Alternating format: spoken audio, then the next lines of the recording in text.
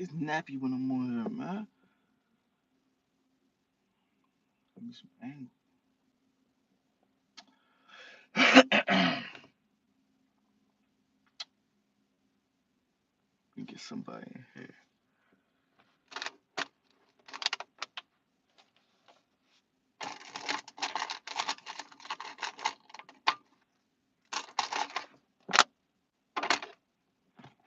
If don't nobody come in here, I'm just end up talking to myself anyway. It ain't gonna make no difference. I ain't feel like filming no real video at the moment, so I'm just do it live. I'm gonna do it right here if I got to.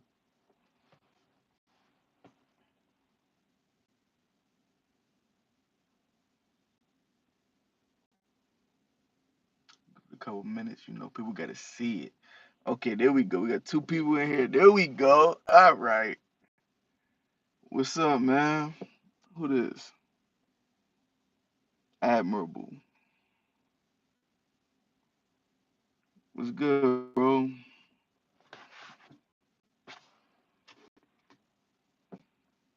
Hold up. Why the comments leave? There we go. There we go. I thought they loud enough. I clicked the wrong thing.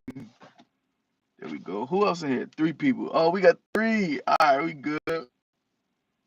Let's talk about it. Oh, Josh Miller. We gotta talk about Future too. Damn. Damn, I didn't do a Future review. I was supposed to. Oh, you know what happened? I filmed the Future review. I was trying to edit it, and something went wrong with like the file. I don't know how. I don't know what happened. That never happened before. But when I was editing the Future review, it went all wrong, and I was like, I'm not about to refilm it. Like that wouldn't make sense. It's not genuine at that moment. It's not my first time hearing it. You know what I'm saying? So I ain't do it over again. But I definitely listened to it a couple times. I had to. That's my twin, so I had to play it. You know, I was excited for that. That was one of my favorite reactions too. I'm pissed that that video didn't work, or the file, or whatever they said. We got to talk about it. Definitely got to talk about it. Out of 10, mm,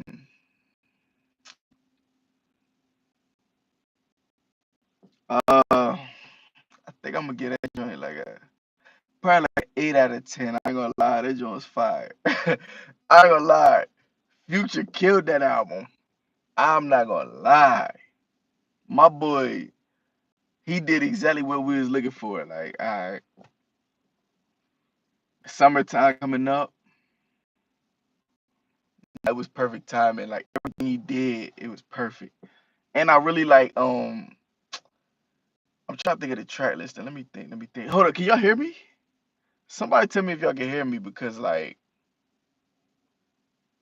my phone my phone is attached to the car right now. So I don't know if y'all can hear me clearly. I heard somebody say when they phone connect to the car Bluetooth, it don't sound good. But if you can hear me, I'm going in. Ah, you hear me? I bet.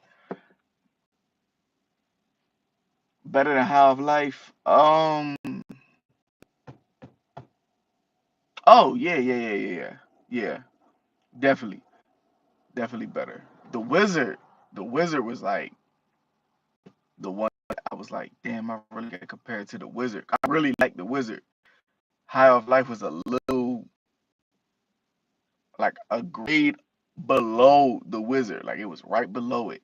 Cause I like more songs off the Wizard than I like off High of Life. But I like more songs off I Never Liked You than both of them. So I'm like, okay, all right, this one got to go above them. Now I don't know where it rank on his whole. Like if I put all his albums in order, I don't know. DS2 is probably number one. The Future album might be number two, but this album could be number two too. I don't know. That might be two or three. This one might be two or three. I'm not gonna lie. Damn, but there's the Hendrix joint too. Hendrix was kind of fire too. But that hit me super late. Like it took forever to get me to really appreciate that. I don't know. I don't know how I feel about that. I think if I get all right, let's talk about it because we here now, right? The Future album. I mean, not the Future album. I Never Liked You. That joint. How many songs on there? 16 before the deluxe, just the original. 16. I liked at least like 13 of them joints. That's a high rank. Like when you know me, I'm gonna divide the amount of songs I like by the amount of songs I don't like. We gonna rate it from there. That's a pretty high rating right there. I would think 13 out of 16. That's crazy. 7:45 p.m. a.m. p.m. Fire. Second track, I'm That Nigga. Fire. Probably my favorite song on there. I ain't gonna lie. I was driving around the day I heard that song. When I heard I'm That Nigga, I drove around. I went to the car. I said, no, no, no, no, no, no, no. I didn't even listen to the rest of the album. I ain't listened to the rest of Future's album when I heard I'm That Nigga. When I got to track two, I said, cut this off, yo. We're going to the car. I went straight to the car and drove around to that joint. I said, yeah, this joint fire, yo. This joint hard. You know what I'm saying? Um, track three, I forget what track three was. I don't know all the songs in order. I know by the time I got to that Kanye song, I skipped that joint though. Keep It Burning, it ain't all that. That Kanye joint and all that. The song after that with what's that for a nut? Nah, it ain't all that. Um, what's after that? I don't know. But I know Wait For You, hit. Wait For You is a hit record. The video is fire. I love that damn song. Love You Better is cool. I could tolerate it. Massaging Me. Oh yeah, you can't say nigga. I'm the nigga don't hit as hard because you can't. Yeah, yeah, yeah, yeah. Nah, I feel you. I feel you. I feel you. It don't hit that hard when you. Yeah, I feel you. Don't even trip. But look, you gotta look at it like this though. Whenever you feel like I'm fly today, like I'm getting all the girls when I leave at the house. I can get any girl's number I want. When you feel confident that day, that's the song you play. Now, whatever term y'all use, hey, y'all, I don't know, say it and get my page deleted. You know what I'm saying? So whatever term y'all use for yourself, we call ourselves niggas for some reason, which we shouldn't. I don't know why we do it. We shouldn't, but that's what we say. But y'all might have a term for yourself. You might make your own term. Like, man, I'm that whatever. You know what I'm saying? See, you feeling you bossing up every time. Yeah. You know what I'm saying? You just gotta feel good about yourself when you hear that type of song. Like when I heard I'm That Nigga Future, when he dropped I'm That Nigga, I said, hold up. This made me feel good. Like I feel beautiful right now. You know what I'm saying? Like I gotta hit the car with this. I was pulling up on girls. I was driving around. It was warm that day too. It just happened to be warm out. Man, I was driving around, just pulling up on girls. Like it just, I didn't even say nothing to them. I just rolled the window there, looked at them while I was by my head, and just pulled off. You don't even want to talk to nobody. You just feel it. That's all it was. But yeah. What else on the album was fire? Yeah, Drake was on it twice. Drake was on it twice. Um, Wait For You is fire. I'm on one that's cool too. It ain't that fire. It ain't that fire though. Like I'm on one is cool, but the beat is hard, so I let it rock.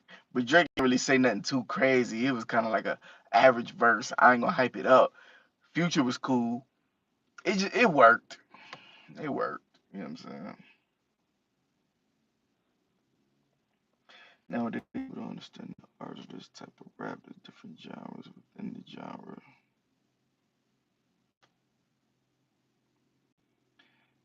That's facts.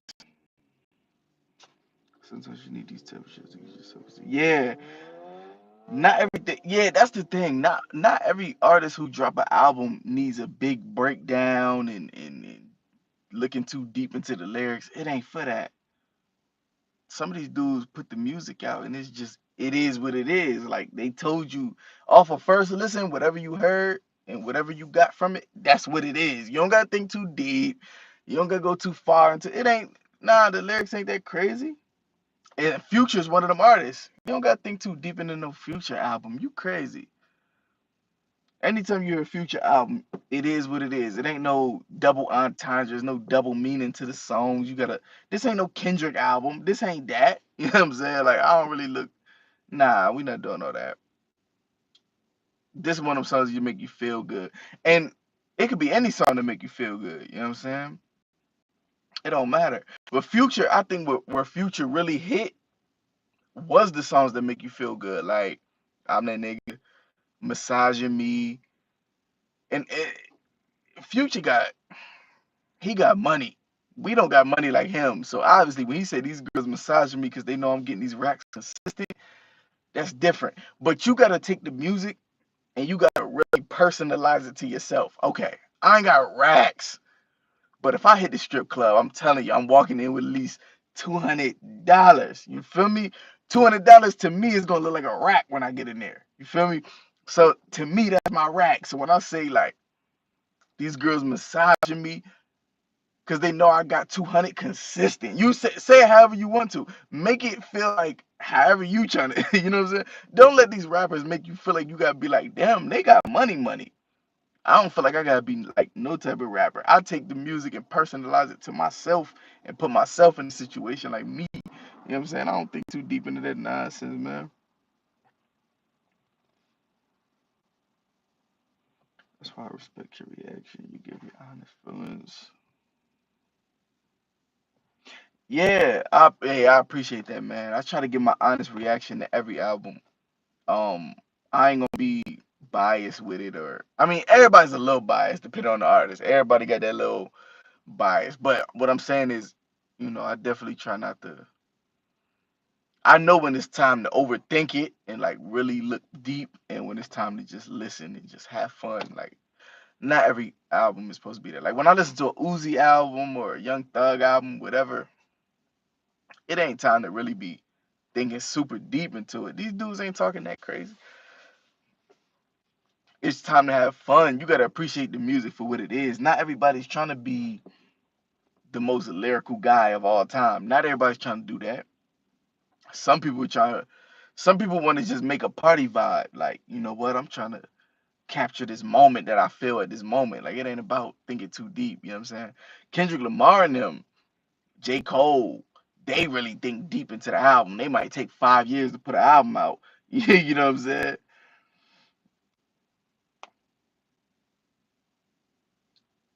Yeah, Future, that's my boy. Future, my boy, he put out fire music. But not every album is that fire. Not every song is that fire. Like there's a certain I think with certain artists like a Future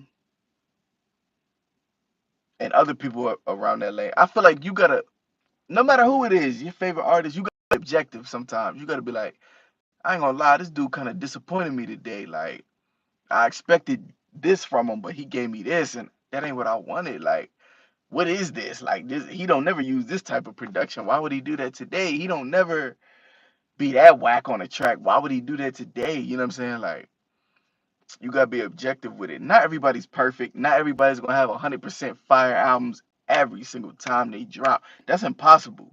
If you ask me, I think it's impossible. You say you like every song an artist drop, you crazy. You crazy. Like, come on. You like every song this guy drop. He ain't never do nothing wrong. Nobody's perfect, man. It's always gonna be something that ain't pleasing to your ears. Like, I could do without that joint. And typically the songs that I think is the wackest on the album, I'll get around other people and they be like, this is my favorite song on the album. I'm like, dang, that's crazy. That is really crazy how music works. Like this song, you might hate it, somebody else will love it. I love it, somebody else hate it or think it's mid. Like, it don't matter. But, you know, you just gotta be honest with it. Like, don't try to force it. It ain't that serious, man. And I'm glad you said that though, because people been trying to force that Kendrick album. I'm not gonna lie. People been trying to say Kendrick is People been forcing that Kendrick album. They saying this is the one. I'm like, are you sure? Do you promise? Do you really feel that way? Let's give it a couple days. Do you really feel that way? Let's not play around. I'm not gonna lie. Kendrick's album, good album. You know, all right, this is the thing. We got it because I gotta say this before I even can go into that type of topic. What a album! If you want the album to be fire, I feel like the lyrics make up 30% of the album. I feel like the production makes up 40% of the album. I think hit records make up a good 10%. I think replay value make up 10%, and I think impact makes up 10%. That makes 100, right? Somebody count that. I could be wrong. But yeah, I think that's 100%. 40, 30, 10, 10. Yeah, I'm 100. Bow, I got it. Kendrick Stan's been attacking me because you ain't like it. See what I'm saying? That's the number right there. Let's stop playing. Let's be real. Let's be honest. It was a great album, but it's definitely not his best. Kendrick's honestly, Kendrick's album might be the one of his worst ones, but it's still good. That just shows how he's doing what we can. Yeah, I'm gonna keep it real. Both of y'all got good points. I ain't been attacked yet because I ain't say nothing. I stayed silent. I listened to the album about 3 times now. I'm on my third listen today. I listened to it this morning again, and yeah, I think I know where I stand on it. And I played it in shuffle. I played it like random songs scattered. I know the songs I like now. I know which ones is like, yeah, I like these. I know which ones I hate or I don't ever want to hear again. I know everything now. I don't remember the names of everything, but hopefully y'all can walk me through it. But um, I'm not gonna lie, this is one of them albums that was disappointing to me as a Kendrick Lamar fan. And this is a guy who I don't know if you know, but I do music myself. I try to be lyrical myself. That's something I pride myself on. He's one of the guys I look up to. Like, damn, To Pimp a Butterfly is one of the albums I really look at. Like, man, when I'm making an album, I always think, can I top that? Like, I feel incomplete until I top that album or come up with a concept that deep. That's fire to me. And that album's not perfect. That's not what I'm saying. I'm just saying that's a great album, a great concept. I love that album. But I've heard him do amazing concepts with amazing production. All right, let's go back to it. Like I said, 30% of the album is lyrics, 40% of the album is production. That means production is more important to me than the lyrics. That's what I'm trying to say. To me, production is everything. Production is 40% of the album. If I list my top 10 greatest albums of all time, I stand on it. Those beats is fire. Like nobody's beats is better than them. These dudes right here is killing it with the beats. The lyrics just happen to be fire too on them beats. Those are the ones I'm standing for. Do you got hit records? Do you got replay value? Do you got impact with the project? Those are the other. That's the other 30% that's made up. But I'm not gonna lie. This new Kendrick album, he got lyrics. Lyrics has never been his weak point. Kendrick Lamar is not a weak lyricist. Nobody can say that to me. He's probably number one in the game with the pen. If he really wants to write, you give him a topic, write about whatever. You could tell this nigga write about Chinese food. Kendrick gonna be like, Chinese food, I bet. He gonna write a whole deep concept about Chinese food that you never heard in your life. You gonna be like, okay, he talk about the slaves that was in China at one point, and then they ended up getting shipped to this part of the country, and then they made wings, and then they brought the wings to the United States, and their slaves connected with our slaves. This nigga deep. I ain't gonna debate that. He's thinking deeper than anybody I know. I'm like, why do you think that deep into every damn thing? God, I don't think that deep. So I'm like, man, it's a little. You get a little jealous when you think about it. Like, yo, this nigga thinks. He's thinking super deep. He researched the topic, everything. Now that sounds good when you write it on paper. If you was doing an essay for school, that sounds amazing. When you put that on a beat, you gotta make it sound just as amazing though. I've heard him be amazing with a deep topic on a beat, but at the same time the beat was amazing, just like his vocals. You gotta your lyrics gotta match the beat. The beat gotta match the tone of whatever you're trying to get across. If you're sad, the beat gotta sound sad. If you're happy, the beat gotta sound uplifting and happy as hell. That's everybody should know that. This guy picks on this album, I feel like he picked horrible beats. I don't know why. Like what was he thinking? Some of these beats don't sound like some of these beats don't sound like anything I ever heard before, which might be good. Might be good to some people. But some of these beats is like, what the hell? Where did you find it? Who made it? Who made this beat? And why? Why did they make it? How did they make it? What sample was used? This is trash. Like he picks great beats. Good Kid, Mad City picked great beats. Great beats. I mean, Money Trees is a great beat. Got the point across too, by the way. He was able to lyrically get the point across. Shireen, the first song, cool beat, got the point across. Don't Kill My Vibe, great beat, got the point across. Swimming Pools, he talk about, yo, I'm drinking too much. I need to chill out a little bit. This is not good. On a hard beat, that's how you do it. The beat plus the lyrics gets the people's attention. Good lyrics on a trash beat, nobody wants to hear that. But the difference is a trash beat. I mean, a good beat with trash lyrics, that works though. Pay attention to that.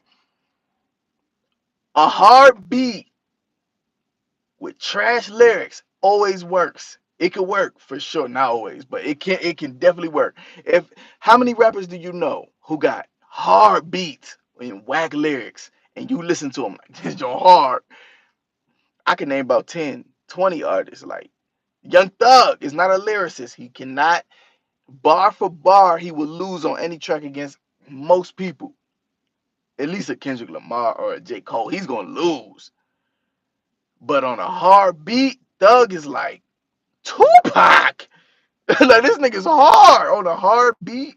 Young Thug can't lose. Future is not a lyricist. On a hard beat, he is the greatest. You feel Lil Pump. When I heard what's the name of that song? Nephew with him and Smoke Perk. When I played that in the car, somebody said, yo, you gotta play this new joint. I played that in the car. I said, oh my God, this is the hardest song I've ever heard in my life. At that moment, the lyrics is trash, but the beat was so hard, I didn't care what they said. They could have said anything. They could have said, I'm gay, I'm gay, I'm gay, I'm gay, I'm gay. And I'm not gay, but man, I would have let it rock and say, this is the hardest song I've ever heard. The beat was that hard. That goes to show that beats are more important than lyrics. That's all I'm trying to say. You can have the greatest concept of all time, greatest bar. You could sit down with Jesus Christ himself, God, Jesus Christ, Allah, who you believe in, whoever, Allah, Buddha, whoever. You could sit down with them and they could write the bars with you, like this is what you need to say. And you put it on a whack beat, and only 10% of the world is gonna be like, this shit hard. 10% of the world is gonna say this is hard. 90% of the world gonna be like, man, cut that. I don't wanna hear it. They're gonna throw the headphones off. The beat is whack. I don't wanna hear this. You ain't even engineered right. You ain't got your vocals ain't right. Like it's so many more aspects that come to the song than just the lyrics. I can write the hardest verse in the world, but nobody wanna hear it on a whack beat. Kendrick Lamar would probably wrote some of the greatest bars ever and delivered them over whack beats. That's what when we talk about this album, that's what we gotta talk about. The production was whack. You know what I'm saying? The production was whack to me, and nobody wants to hear that. And it sound good. Now, lyrically, if he was doing a stage play and he wrote this script for a Tyler Perry movie or something, this joint flawless. This is a 10 out of 10. Lyrically, he's covering topics that no other rapper is ever gonna cover. They probably be scared. He talk about cancel culture. He talk about his aunt transition to a man or his uncle transition into a woman. I don't know. I'm never gonna talk about that. He did though.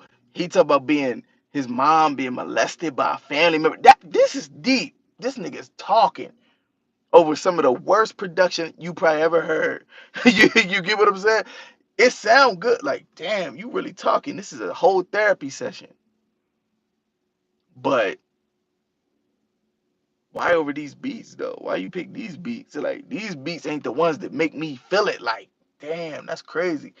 And now, granted, I do music, so I understand that sometimes you want to pick beats.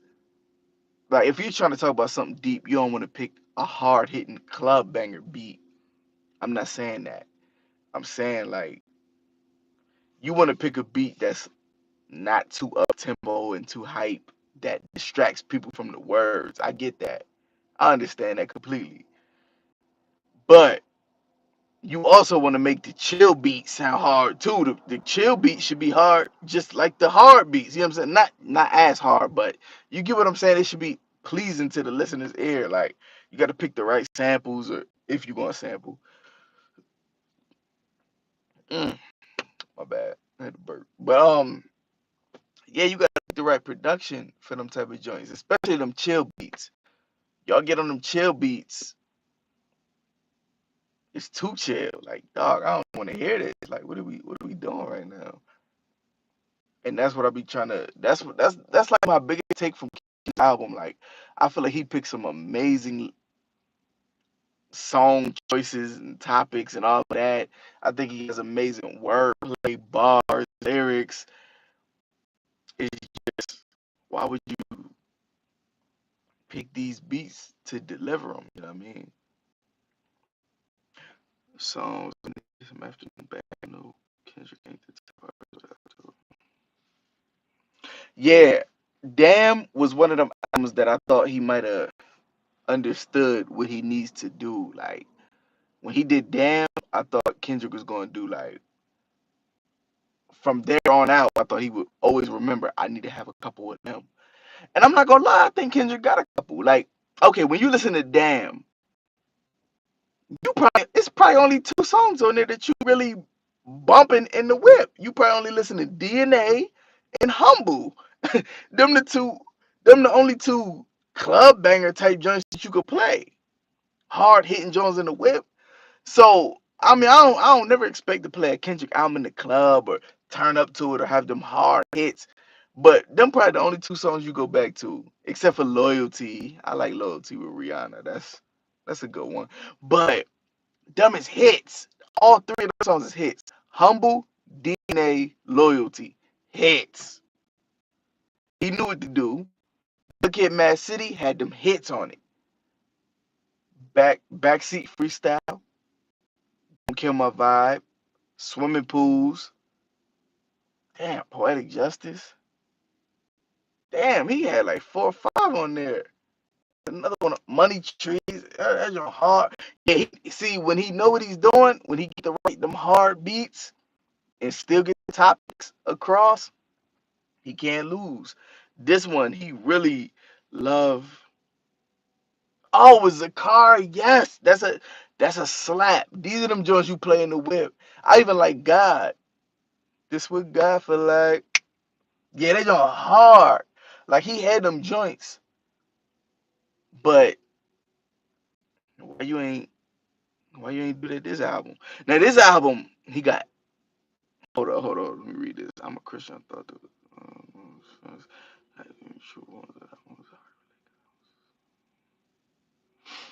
okay.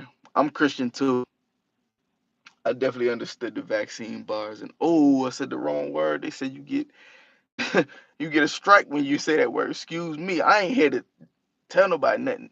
I just want to clear it up. I ain't trying to see if we get it or not. I just didn't. That's just me. That's just me. Don't worry. I don't know what you gonna do. I didn't get it.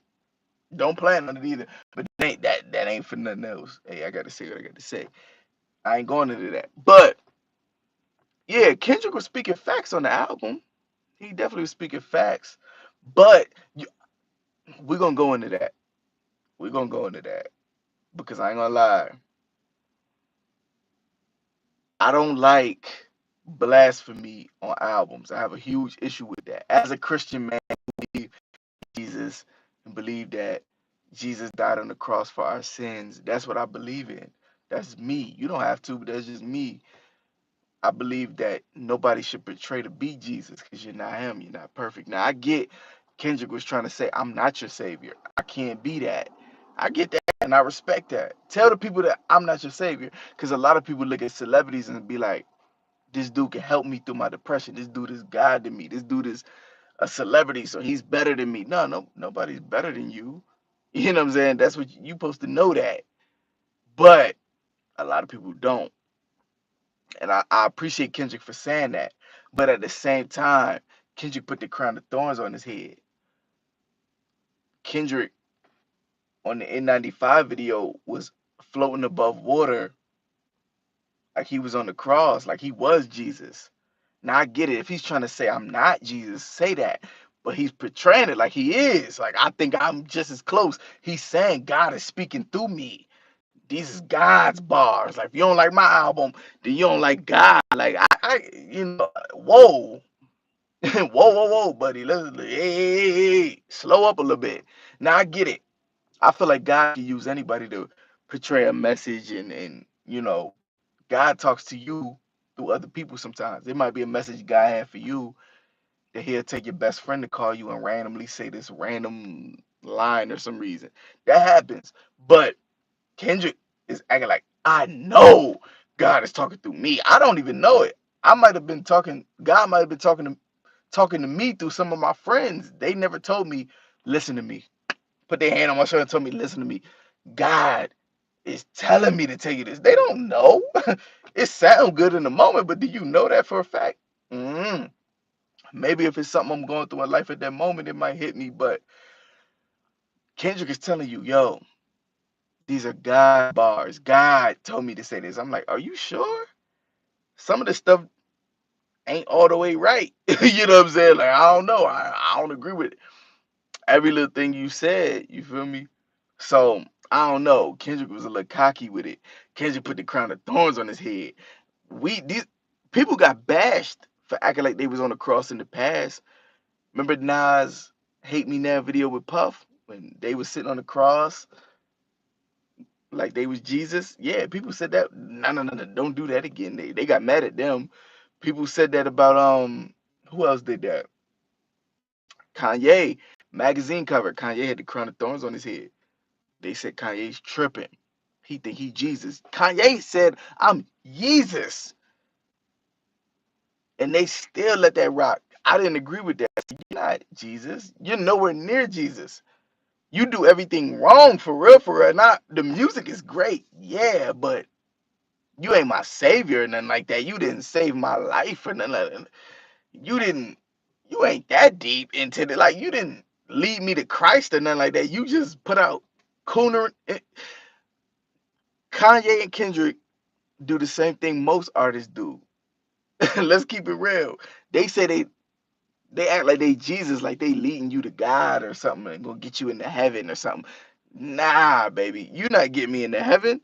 Y'all talk about the same stuff the other artists talk about. Y'all just do it a little bit better. Like they talk about sleeping with other women too. They talk about sex before marriage. They talk about drinking alcohol, smoking weed. They talk about somebody say I don't do it, but somebody say I don't do it, but I still throw up GD sets and like, no, you still do the same. Like you claiming like you GD or something. Why you promoting that? Like that type of stuff don't make sense. That's contradictive. Word, like y'all still do the same stuff. Kanye's lifestyle he live. I don't know what Kendrick do in his day to day life, but the music, he still cussing, saying all a bunch of stuff too. Like it ain't like he's that deep that he's saving our lives and nothing. So I don't agree with that type of stuff. I don't like that blasphemous stuff. Like you're not Jesus. Don't do that. It's okay to admit your flaws and acknowledge that you're not perfect, but don't do that. You know what I'm saying? Don't do all that. I don't like that. And have Kodak I wanted trying to bring awareness to sexual. He did have. Kodak on the album. Kodak on the album was like him saying what makes him different than me. We all grew up the same way. He just chose that route. I chose this route. And I get that. I get that. Kendrick ain't perfect.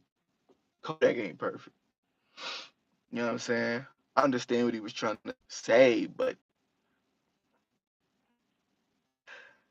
contradictive. You know what I'm saying? That's what it is. But then again, Kendrick look up to Tupac. Tupac was contradictive too. Tupac can do this sometimes. I know this is the right way, but the world brings this out of me. So you know what I'm saying? You gotta respect Tupac because he kept it real. Kendrick do too. Kendrick be like, I look up to this guy. So I look up to Tupac too, but I think you gotta pick the right sides of Tupac. Like you don't want to just pick like certain pieces. Some people look up to the thug image of Tupac. I think the image of Tupac is why the rap game is the way it is now. Like niggas think it's cool to go to jail. Rappers think it's cool to get shot or shoot at people and get locked up and they think it's cool to do that because it sells records. Tupac was probably the first artist to go through all that live in front of our eyes, you know what I'm saying? It's a whole deep dive we can go into with the Tupac impact on like the music industry, but I don't know. But Tupac was on that cross too, on that Machiavelli album cover. He was sitting on that cross too. That's another artist who did the blasphemy. Kendrick thought it was his time to do it too. Nah, I'm never putting the crown of thorns on my head. Never doing that. I'm not Jesus. I'm not your savior. I can't help you. I don't know what to tell you. I don't. You know what I'm saying? Hopefully my music leads you to the next phase in life. But if it don't look at me as your savior to get you to heaven. I'm sorry. That ain't my. I can only tell you what I've been through and the stuff I know and that I learned. You know. But yeah, Kendrick's album, I do like a few songs off there though. Let's keep it real. I do like a few songs because I got a little off topic. My bad. But N95 is a hit. I like that song. Um, Silent Hill with Kodak is a hit. That's hard. I like Die Hard. It's cool. That's a cool record. I rock with Blast Heavy. So to hear him on the track, I'm like, oh, that's okay. My boy made it. He finally made it. I'm hyped for him. You know what I'm saying? Um, what else? There's a couple other joints too. I definitely like the Mother I Sober record. I like that. I think that's a deep record. I accept that for what it is. The beat ain't all that, but I accept it for what it is because it's him admitting to like, hey, his mother being molested, stuff like that. I get it and I respect it. Um, and I know it took a lot out of him to write that record. It took a lot to write that. I probably wouldn't have picked that beat to do it, but I respect it because I don't know if I would have wrote about that. And I know stuff about my family too that I don't know if I'm gonna say it, but he was the first to say it. Hey, he got it. He got that one. I respect that. Um, there's a couple other on there I like, but not love, cause like, oh, Cry Together. Yeah, that's a classic. And it's not because it's a good song to listen to in the car when you driving and Eddie. It's never a good song to listen to on a regular day, but it's a good song if you was going to a Broadway play or something. You know what I'm saying? Like I think a lot of these songs, if we was at a Broadway play, I would respect them more. But on an album, when I'm trying to find something in my headphones to listen to while I'm at the gym or whatever in my regular day-to-day life, you need to make you need to make it hard. You know what I'm saying? You need to make it sound good. I feel like he did this album like it was a screenplay or something, like a Broadway play. And if that's the truth and that's how he was writing it, this is a classic. But just listening to it on a regular day, I don't know. Outside of a couple of songs,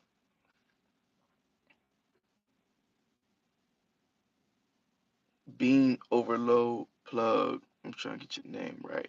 You gotta say the comment again because it deleted it. I don't know. It deleted it. I think I accidentally hit something when I got on. It said delete anything with that seems inappropriate or something. So you gotta word the message a certain type of way. I didn't mean to do that though. I should have thought deeper into that. But I definitely want to see the comment you put up just now. But yeah, yeah, Kendrick.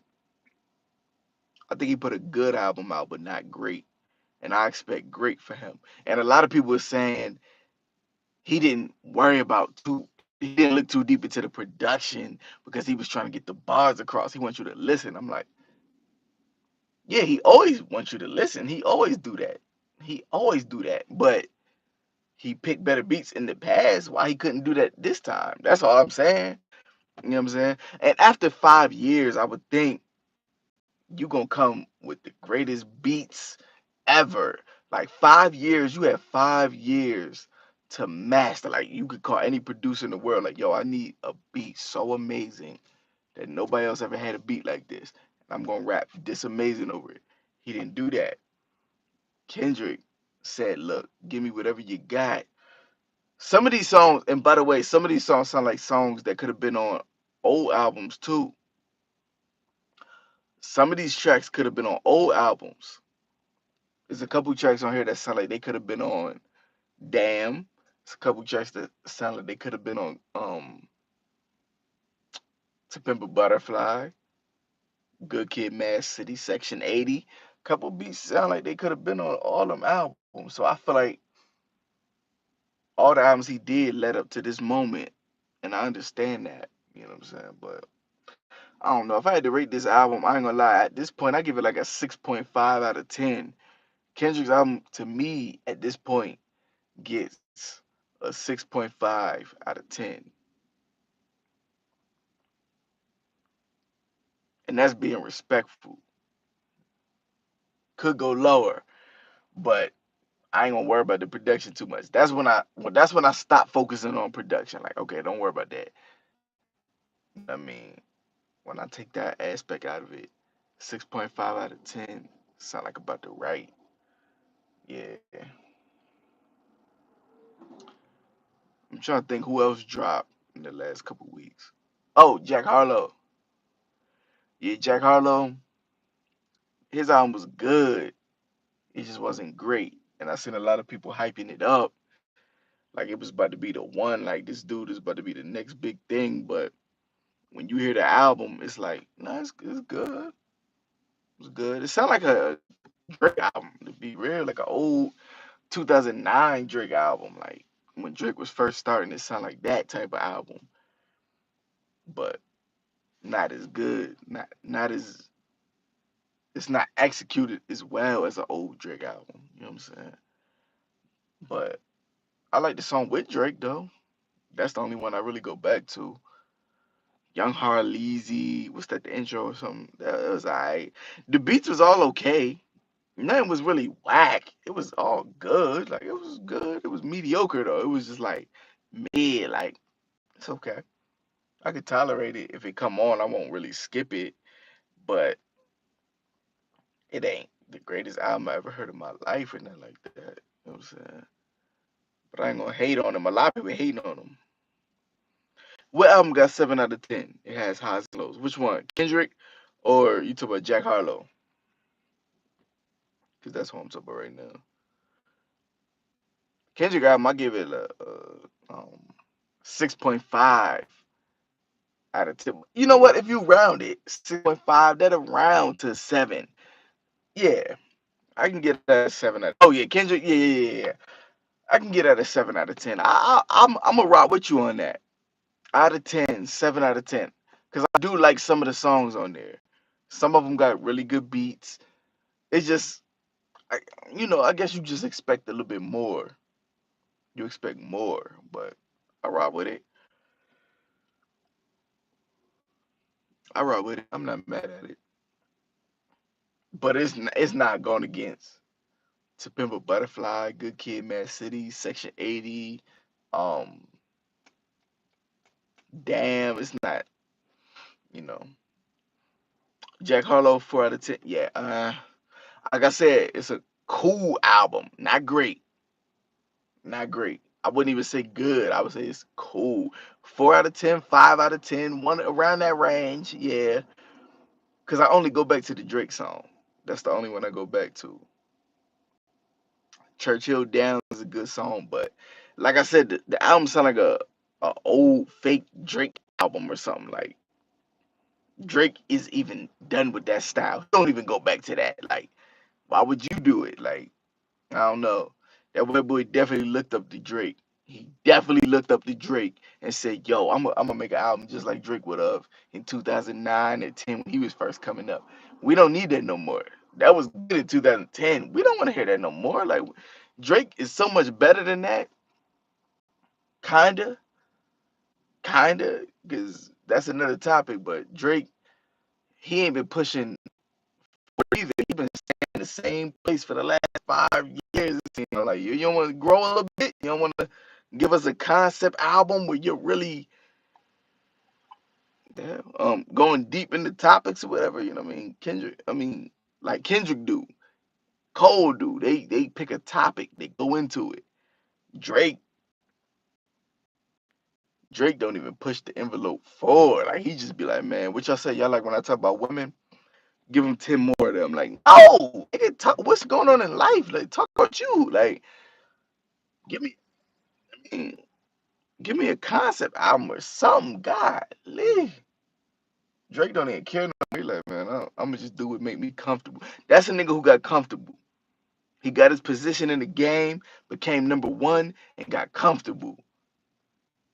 And then get mad when Kendrick dropped. People going crazy. People like, well, why y'all hype about it? Yeah, cause he's trying something new. At least you ain't. Like you've been doing the same thing. You don't want to try nothing new, dog. Like man, yeah. Drake, that's another topic. We're gonna have to get into that.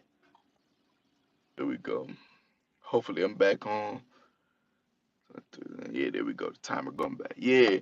Drake, I don't know, he been slipping, dog. But CLB, it was alright. It was alright. That was probably one of his worst albums though. He ain't really had no theme or nothing too crazy. He didn't even play into the theme of being a lover boy. Like, you know what I'm saying? He didn't even go too deep into the theme. I think honestly for CLB, if he would have kept like the Dark Lane demo tapes and used that as CLB and then added a few songs from CLB to that, he would have had a classic. Cause Dark Lane demo tapes is fire, fire. He got some hard joints on there. Why would you throw them away and not use them for the album? Like, what are you doing? I don't get what people do that. He could have mixed them two albums together and made a classic. But Future, I talked about that in the beginning of the video. I went to him first. Future's album is this new Future album is better. This one is better than High Off Life. Cause High Off Life was good. This one right here is great. Like this is a great album. Like man, I don't really skip too much for what it is. Like I respect it for what it is. And we ain't coming in here looking too deep in the lyrics for Future and nothing like that. Like Future ain't no lyricist. We just need hard beats, toxicness, and that's it. We good. We can keep it moving. He got the job done. That's all I asked. He did that. He delivered. I'm good. I have nothing else to say. My favorite songs on there is probably I'm That Nigga, Wait for You. I'm on one is okay, but not Massaging Me. That's the third one. Massaging Me. Holy Ghost is hard. I hate that song with Kodak Black, by the way. Too demonic. That's what we go to. Talk about voodoo. The song's called Voodoo, right? Yeah. Talk about voodoo and girls putting spells on you and dancing with the devil and I don't like that super demonic stuff. I'm good off all that, but um then Holy Ghost. I don't even like the title Holy Ghost because that's when you know what I mean. I don't really like the title Holy Ghost on Future album, but the song is hard. But he ain't talking about nothing but cooning and buffooning though. You know what I'm saying? But he gave you what you wanted. He gave you what you wanted. What else did you need from it? What was you expecting from him? Like he gave you everything we wanted. He gave it to us, and it's hard. Like you know what I'm saying? There's at least 7, 8 joints on there that I'm playing in rotation every day. Like to this day, like right now. And it only came out like 2 weeks ago, but I'm still playing them joints every day, more than the Kendrick album. Honestly, you know what I'm saying? I'm still playing that Future. I cut Kendrick off to go back to Future.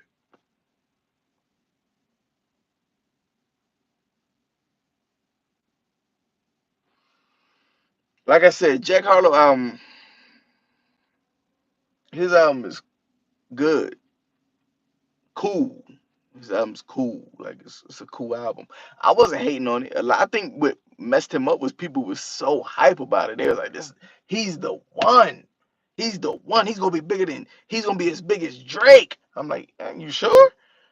Is he that relatable to the culture? Like, do they love him like that? Like, are you sure?" They piped him up. He dropped that album, and everybody's like, "Oh, it's cool." I'm like, "Yeah, it's cool. It's cool." Like, he's not the greatest of all time. He's not Drake. Drake washed him on that record he did with him to let you know, hey, remember, I still have bars. I'm lyrically nice too. I just sing sometimes.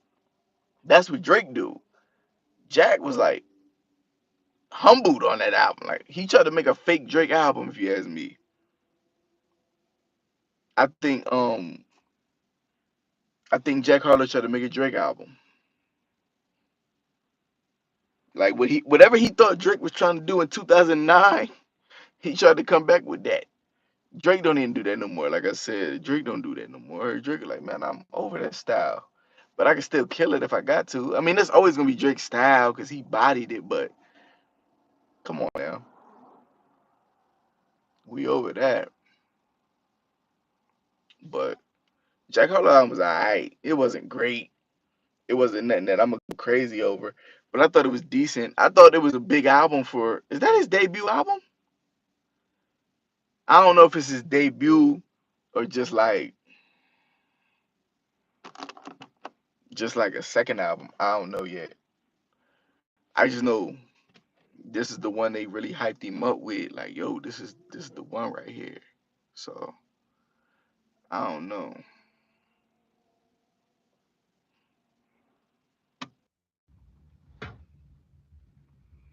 I definitely don't know. But if this is just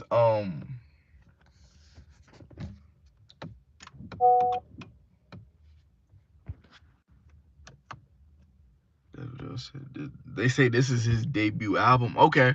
If this is his debut album, then hey, I mean, he tried. You know what I'm saying? I thought the other album he did, like, before this one was his debut, but I don't know. What's good, bro? Jeremiah, what's good? We didn't talk about Kendrick, Future. Uh, we on Jack Harlow right now.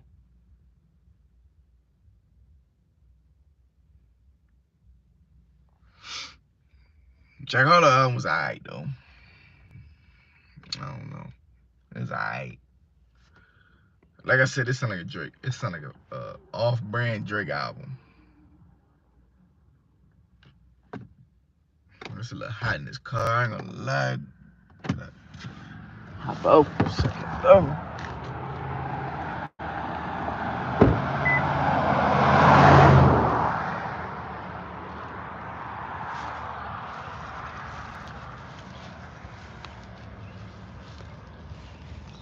Future album is better than Kendrick's. I agree. I ain't gonna cap. Future album is better than Kendrick's joint. That's my opinion though. You know what I'm saying?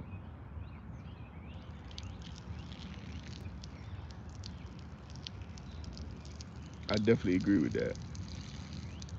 Cause like Future's album, I keep listening to that joint like on repeat. I think he got them slaps.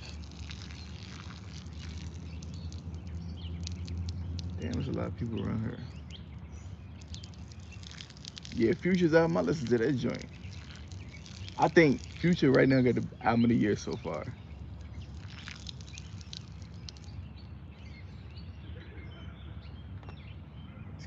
Travis dropping. Oh, damn. Damn. Travis did have the whole Astroworld joint. I forgot about that. By the way, Astroworld is a classic, that album. But anyway, is he gonna drop an album? Yeah. Yeah. I think Travis gonna definitely drop an album this year. For sure. Definitely gonna drop an album. Why not? Now going on tour? Travis might not want to go on tour. Nah, going on tour might be a different topic. Like, I don't know. You sure you want to go on tour and get people killed again? Travis might not go on tour. I don't know. I ain't gonna cap.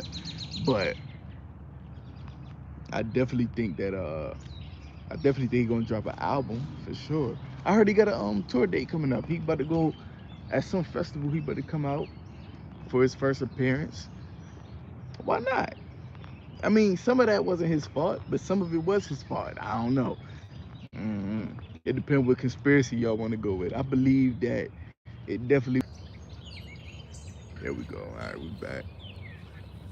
Yeah, I think if Travis was doing that ritualistic stuff, then yeah, he tripping. But if not, it wasn't his fault, really. I guess. So I'm not sure. I think the top 5 albums of 2022. I Never Liked You. Who did Bible? Oh, that's Fabio, right? Fabio Foreign, Tana Talk 2.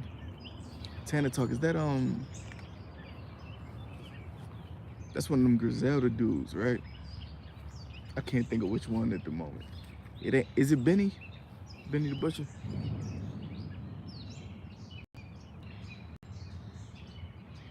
Fabio Jones Underwhelming. Damn. I actually liked this album. I thought it was damn, there's a lot of gnats over here. I thought Fabio's album was good. Better than I thought, because his old album, my biggest issue with that drill, anybody in the drill club, I always say the same thing. Y'all pick the same beat, maybe a different sample, but the same beat.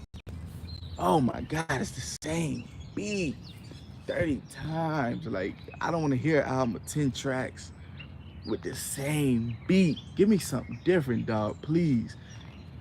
That's why I thought Pop Smoke album was the best drill, like New York drill type of album, because he had some of them beats, but then he went into like other songs for like the joint with like the Baby and Lil Baby, like that's a good one. Like switch the sound up a little bit, like play around with the different sounds. Like he even flipped the Fabulous beat, the I'm So Into You joint. Like, I like that. Flip that.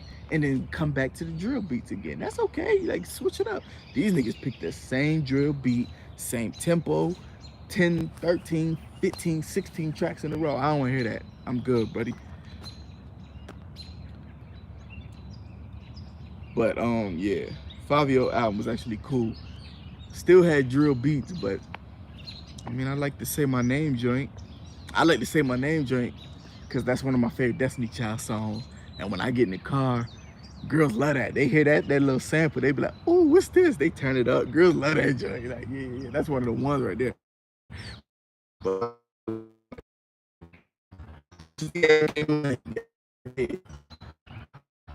I think that's another one.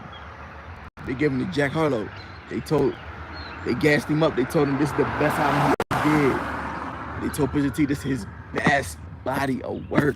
And I came into this ready. I said, okay, let's hear it. Cut that joint on. I said, Daytona was better. Daytona got 7 tracks and bodied the whole album of whatever the new one was called. What? Something about Dry? I don't know. What the hell was it called? I don't know. The Coke is Dry or something like that. I don't know. But I ain't gonna lie, that constantly talk about cocaine at 40 something, we kind of over that too, buddy. I want to hear about the kids, your wife. I want to see you mature and grow. I respect that. It's okay to have a couple songs like that, but you know. And a bad part about Pusha T's album was the production. I'm not gonna lie. Pharrell gave him. He said Pharrell did half of the album, Kanye did the other half. Pharrell gave him the same beat. 5, 6 was 8. Kanye beat up. Like, I'm gonna give you this sample this time. I do like that Dreaming of the They gave him a couple. I give you another one like that. Give him another one. 70. No, I ain't gonna lie. Dirk one of my artists right now. But that album, I'm not gonna lie. 7220 got Aha. That's a good one. Shootout at the Crib is okay. I don't go back to it much, but I remember the name. I liked it. What Happened to Virgil? What Happened to Virgil is a good song on Dirk's album. Aha and Computer Murderers. I think that was a deluxe. That's about it. That's about 3 songs that I go back to. The rest of the album is And the problem with Dirk's album is the same production, piano, melody, everything. Everything was the same. 7220 sound like the last 2 Dirk albums. I'm okay, baby. We don't need no more of that. So the next album he dropped, he better really go no auto Dirk with Metro Boomin and get all new beats or something. Cause if I hear doom doom doom doom, I mean, god damn, if I hear that one more time, I'm gonna go crazy. King Von's album sound like Dirk's album too, by the way. I know the same producer is doing the same beats for both of them. You can hear his tag. Dirk dropping a deluxe this Friday. If I hear, if he gonna do 7 to 8 more tracks of them joints he already done did with them same beats, I don't wanna hear it. But I'm gonna check it out because it's my boy. I'm definitely gonna check it out. Golden Child is fire. Young Thug's Punk album was slept on. Nah, that joint wasn't slept on. That joint was trash. I'm not gonna lie. I'm not gonna lie. Young Thug's Punk album was ass. Ass. There's probably 2 tracks on there I actually like. Yeah, Polo get hate for the piano. I don't listen to Polo that much, so I don't know what they be talking about. I'm like, why y'all hate him? What does he do? I don't know. I don't know. Who tried to get political? Oh, after that, so much my thug would be great. Oh yeah.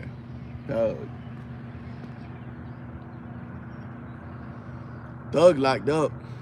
Damn, that's crazy. Thug locked up with Gunna. Gunna's album was fire. Gunna got one of the best albums this year so far too, by the way. And then they locked his ass right up. I don't know if y'all conspiracy theorists. I just say I believe that. I think it was time. Gunna, you didn't give up no sacrifice, buddy. Let's talk about it. Come on, sit down. Thug, I don't know. Thug already gave his baby mom if that was his baby mom, if that was a sacrifice. I don't know. I don't know what's up with Thug, but they might want one more from him. Keith did. Little risky. I don't know. I think they might have gave that boy up. Well, you'll know if one of them get out of jail soon. If one of them get out of jail, we're gonna know. Von was better than Dirk's. Yeah, hell yeah.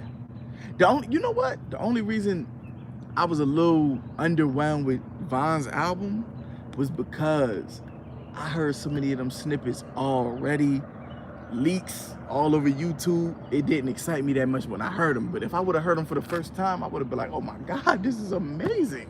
You know what I'm saying? But that's my fault. I listened to the snippets too early. That's my fault.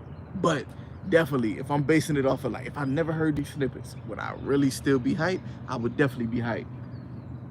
Von would definitely have a good 10, 11 songs straight that I'm bumping. Better than Dirk's. Taj Money beat with the same instrumental Dirk. Yeah! Taj Money. Yeah! Or DJ on the beat, so this a banger. He gonna give you the same piano, he gonna do the same thing he doing Von's album too. It's all the same thing. I'm tired of that. Missing Me, DS4. That's a cool song. A couple other ones I would pick over that. Gunna never dropped a bad album, 3 out of 3. Yeah, he don't really miss. I think ever since I heard DS3, Drip Season 3, that was my favorite project by him. From top to bottom. Ever since then, that's when I became a fan. And he ain't really disappointed me too much since then. Nah. Yeah, Thug tried to kill Lucci, right? Lucci's trash, by the way. Not that has nothing to do with this. I just want to put that out there real quick. Lucci, YF and Lucci, music is trash. Trash. I can only name one song I like, and they got Trey songs on it. I just like the hook. But oh, I was skipping his part. I always fast forward it. I'm like, oh my God, I don't hear this. Baby needs another classic. Yes, he does. Yes, he does. He needs. If Baby's next album is, if we hear Baby's next album, we be like, yeah, we gonna start moving past Baby a little bit. I ain't gonna lie. We gonna start moving past him a little bit, cause this is a vital time for a lot of artists right now. Dirk could take Baby's spot right now. Baby's a little bit bigger. Baby's a little bit bigger, but Dirk could step up on his spot right now if Baby dropped a few trash records. Baby do got a song called what's the name of that Lil Baby song? The joint with the Drake sample in it, the Pound Cake sample. Y'all know the name of the record? It's not Frozen. It's damn. What's the name of the joint? I don't remember, but it has Lil Baby got a song with the Drake Pound Cake sample in it. In a minute, yeah, that's hard. When I heard that, I was like, oh my God, he got one again. This nigga's good. Nah, I ain't gonna sleep on him yet. He know what to do when he do it. I think he should use more samples too. I think he should try something new. Like, I ain't gonna keep using the same producers either. I'm gonna tell him put some samples in his joint, float over some classic records. He gonna have one. He need a love song too. I think it's time for Lil Baby to get him a good, nice, little perfect love song for the ladies. He gonna take this to the next level. It's on. Dirk had moments, but Baby carried Voice of the Heroes. I disagree. I think Baby didn't try his hardest. I think Dirk carried Voice of the Heroes. I think Dirk was like, I got something to prove. This is my big shot. Like, I'm on a whole album with Baby? Nah, this is my moment. If I don't solidify this moment, I don't know what I'm gonna do. Catch the Sun. Yes, that's my favorite song on Baby's album. That was on a movie soundtrack too, right? The Queen and Slim joint. I like that. I heard it the first time on there. Thought that joint was fire. Yeah, he needed another one of them, but he needed with like an R&B singer on the hook. Maybe a female, maybe a male. It don't matter. Whoever get it done right, he need one of them. Like, that's what he need. Like, yeah, one of the ones. Like, Dirk be on everybody's songs now. Dirk got them joints. Like, he be on everybody's songs. He'll jump on it. Baby need one of his own though.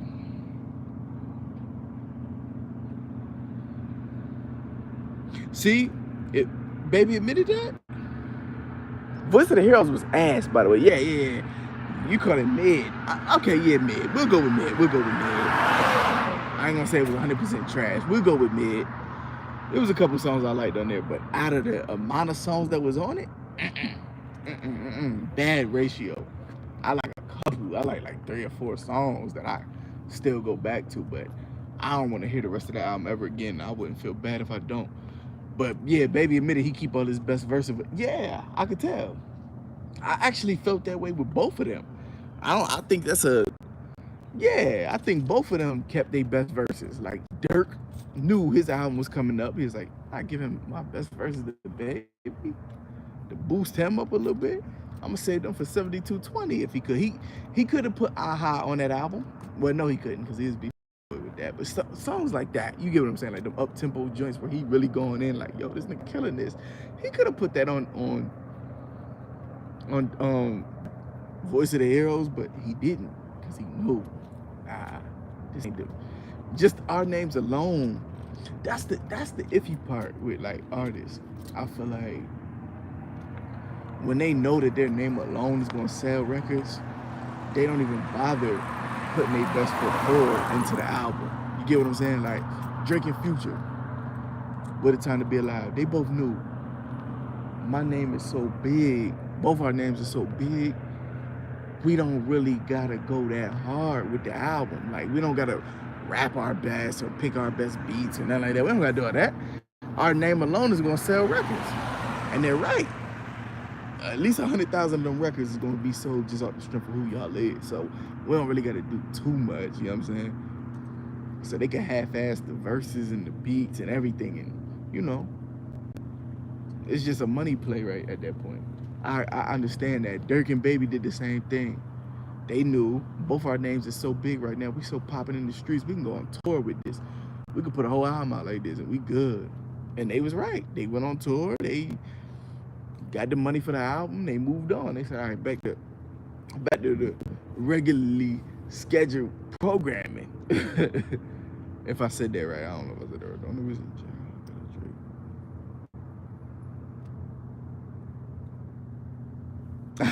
Yeah, Drake, he did wash him on that joint. I think Drake actually likes him though. I think Drake is actually cool with him. I think Drake knows, like, Drake pay attention to the culture. He be like, who's up and coming? Oh, y'all like him? Let me go put my arm around his shoulder and young ball him. Let me sun him in front of all of y'all. Like, Drake do that with everybody. When Kendrick Lamar was first coming up, Drake said, who y'all like this guy? I'm gonna put him on my album. He put him on the album. Let Kendrick do a whole verse about how he wish he could have been in Drake's position. Drake was like, yeah, you wish it was me. Yeah, don't ever forget that. He even came on Kendrick's first album, gave him Poetic Justice. Kind of had a better verse, I ain't gonna lie. Yeah, he know what he's doing. He did the same thing with J. Cole. He said, y'all like J. Cole? All right, I got it. He go over there and grab him, give him in the morning, give him a song like that. Little love song joint. He killed him on, by the way.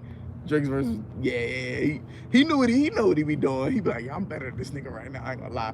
Would Drake get on a Kendrick Lamar feature today? Hell no. Drake would be like, nah, because the fans gonna be like, he's lyrically better. So he gonna feel like he gotta prove too much. He ain't gonna do that today. Nah, hell no. You right. You might have a point. Drake kind of knew, I'm gonna body Jack Harlow on this joint. He knew what he was doing, but he also knew this is a good rapper. He's up and coming. I'm gonna put my arm around him and act like I already knew he was the one. Same thing he did with Lil Baby. When Lil Baby was only on like his second mixtape, Drake came through and said, you want to hit? Come on. You could never disrespect me in the future though. Same thing with Fetty Wap. Drake know what he doing. Drake took shots at Kendrick on CLB. What you mean? What shots he took at Kendrick? What shots did Drake take at Kendrick?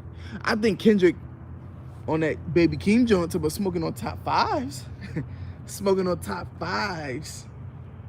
Take his album, his single, and burn his hard drive. Yeah.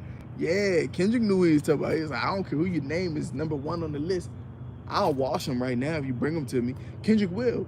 I think Kendrick has nothing but time. Like, I'll write the craziest verse you ever heard. You've been sliding the third like stolen bases. I think that was a Kanye joint. I think that was a Kanye joint. I think he actually had a lot of animosity towards Kanye with Kanye. I don't know. See, we gotta ask Drake, who's top 3? I think Drake thinks he's a top 3 that's different. I think Drake thinks his top 3 is him, Jay-Z, and Kanye. I think he thinks that he's up there with, like, it's me, Tupac, and Biggie. Like, I think Drake really think, like, I think I'm #1, like, but nah, I think realistically, if he's talking about him, Kendrick, Cole, he might have been talking about Kendrick. He could have been. It has been them 3 for the last decade. You are absolutely right. We all know that. But do Drake think that? I think Drake was dissing Kanye so much on that song. That whole song was about Kanye though. That whole song was about Kanye. He was like, yo, he was saying a lot on that 7 a.m. in Bridal Path John. Like, he was talking about Kanye the whole damn song. You could break that down. So I think he was kind of talking to him like, you used to be my idol. You used to be #1 to me, and I would have maybe put me #2, but I'm definitely #1 now. And you trying so hard to drop around the time that I'm dropping, trying to stop my album and my shine, take away from me, nigga. Like, I'll wash you. Like, I don't care. You #3 now. Cole is even beating you. Cole is the most humble dude in the world. Cole said, I'm okay with number 3. I understand that Drake and Kendrick is better than me. I couldn't believe I heard Cole say that on the song. I said, what did Cole say? Come on, dog. You a lyricist. You a competitor, dog. Like, you gotta let that go. You gotta step it up. Like, you gotta know you one of them ones too. You could be depending on who you ask, Cole is number 1. There's some people who would say Cole's number 1. They like him better than Cole and Kendrick. So don't act like you just think you number 1. I don't know. I think he's about Kanye, but then again, even if he was talking about Kanye, that's a slight to Kendrick, because he ain't counting somebody. Somebody ain't getting counted in his top 3. But Kendrick did. He did.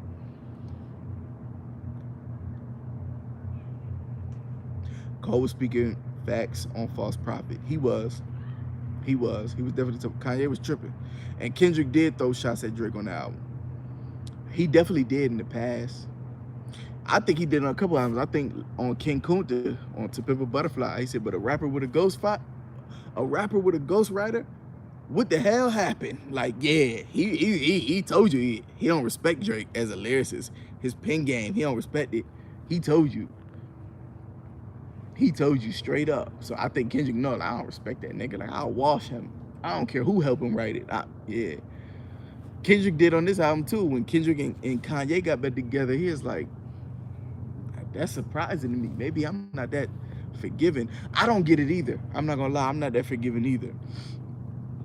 I forgive a lot of people, but a dude who crossed me about 2-3 times now, like, he keep trying to ruin my, like, when Scorpion was dropping, Drake felt like when he was about to drop Scorpion, he felt like Kanye tried to sabotage that album for him. He felt like he gave Pusha T all his information. He dropped that Poopity Scoop album, which, not album, song, Poopity Scoop song, that was supposed to be Drake's beat that he was going to use for his album. Excuse me. He felt like Kanye just rolled out all these albums on his release date around that time to take away from him. Yeah, Drake felt that. He was like, nah, yo, that's corny. I don't respect that nigga. They fell out. And then when CLB was about to drop, here come Kanye. I got Donda coming. I'm gonna make Drake push his whole release back. He was hating on Drake so heavy. I ain't never seen a man that jealous in my life. That was crazy to me. Yeah, Drake know it. Kanye was hating. I don't want that nigga to sell no records, man. I want to be bigger than him. I hate that dude. Like, yeah, Kanye came out and said, I'm making Drake push his whole album back. Yeah. That right there is why I know Drake ain't trying to hear none of that nonsense. So for them to go and do a show together, do a whole Larry Hoover tour together, come on. Y'all ain't cool. You didn't act like you slept with this man's baby mom, his wife. Keep it real, not his baby mom, his wife. You act like you slept with his wife. You been throwing shots like, yo, I live right up the block from you. I could hit it with a stone. Like, what'd he say on that Travis song? Make her right. Hit the lights. It's nothing nice. He was going, what are you going to spin the block? You threatened to kill me and my kids? Kanye was terrified. He said, Saint lived to the right. What do you mean? What do you mean you gonna spin the block? Like, yeah, Drake, yeah. Ain't nothing cool between them. So for them to get back together, I know Kendrick seen it, like, as a lyricist, he is reading this like, so you going at him, he throwing shots back at you, and now y'all going on tour together? Y'all went on and did a whole concert together and was hugging at the end? Kendrick let you know, me and Drake probably will never be that cool again. Just the shots I heard Drake throw, and the shots I threw back, we can't shake hands and do no tour together, no song. No. Oh, I'll probably walk it, but you got a better chance of hearing a full diss record from me before I ever go on tour with that nigga. Yeah, that's what Kendrick was trying to tell you. Kendrick telling you, I ain't that mature yet. I heard the little shots he was throwing, and let's go all the way back to the Control verse. When Kendrick did that Control verse, and Drake got offended, like, why would he? Oh, he said it was just rap. He said it was just rap. So I think that's pussy. Nah, that ain't pussy. Like, he was just letting you know it ain't no real street beef. But on a song, I will wash you. That's all Kendrick was trying to say. I want competition with all of y'all. I'm trying to be better than y'all. That's what pushes me forward. Y'all trying to do songs together, go on tour together, be love each other. We ain't trying to do all that. I'm trying to eat. Like I'm trying to be number one. Like y'all playing. Drake wasn't trying to hear that. He threw shots ever since then. Yeah, them two, they gotta, you know. I don't know. Kanye and Drake need to let that go. If y'all love each other, just say that. You know what I'm saying? Just say that. But, you know, but Cole settling for number 3 was corny too. Just as corny. I was like, Cole. He said it on that the freestyle, the Heavens EP freestyle. He said he look at Drake and Kendrick as superstars. What the hell do you view yourself as, dog? Like, what are you talking about like that? I thought that was so corny. I couldn't believe a grown man said these other two dudes is better than me, and I accept it, and I'm okay. I'll be pushing for it forever to get better. That's part of competition. Like, damn, if they better than me, then right now, then next album, watch what I do. Yeah, all right, yeah. Oh, I heard. Okay, Kendrick. What Kendrick doing that latest album? A therapy session. I'm gonna go further than a therapy session. I'm gonna be the therapist. Like yeah, you supposed to push. Like, what are you doing? Like, I don't know. Drake getting too complacent. He think he sell more than all of them every time. But his brand is so big, like, he gonna do that. But come on, dog. Like, he gotta push forward too. Like, you've been the least lyrical of all 3 of these dudes. Like, you've been the least, like, innovative. Even out of the 4 of y'all, even if you want to put Kanye in there, Drake been the least progressive. Everybody else is pushing forward, trying new stuff and trying to get better. Kanye's Donda album is even fire. Classic if you ask me. Maybe it's too soon to say that, but he took the gospel aspect and pushed it forward with some drill stuff. Like, he killed that album. Production-wise, lyrically, he killed that.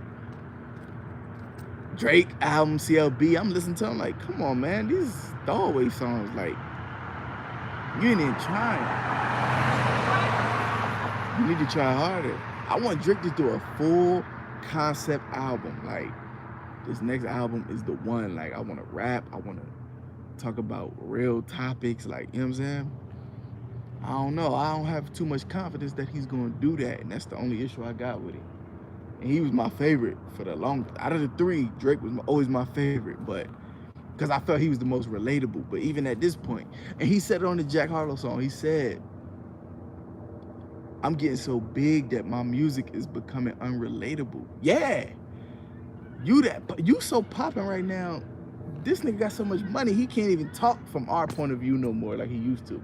He can't even tell you about women dissing him no more, because every woman want him at this point. Like, he don't get dissed no more. He don't know how I feel to lose somebody and go through heartbreak. He don't gotta feel that. This dude can get 3 women tonight to come back to his room. He could pick. He got a choice.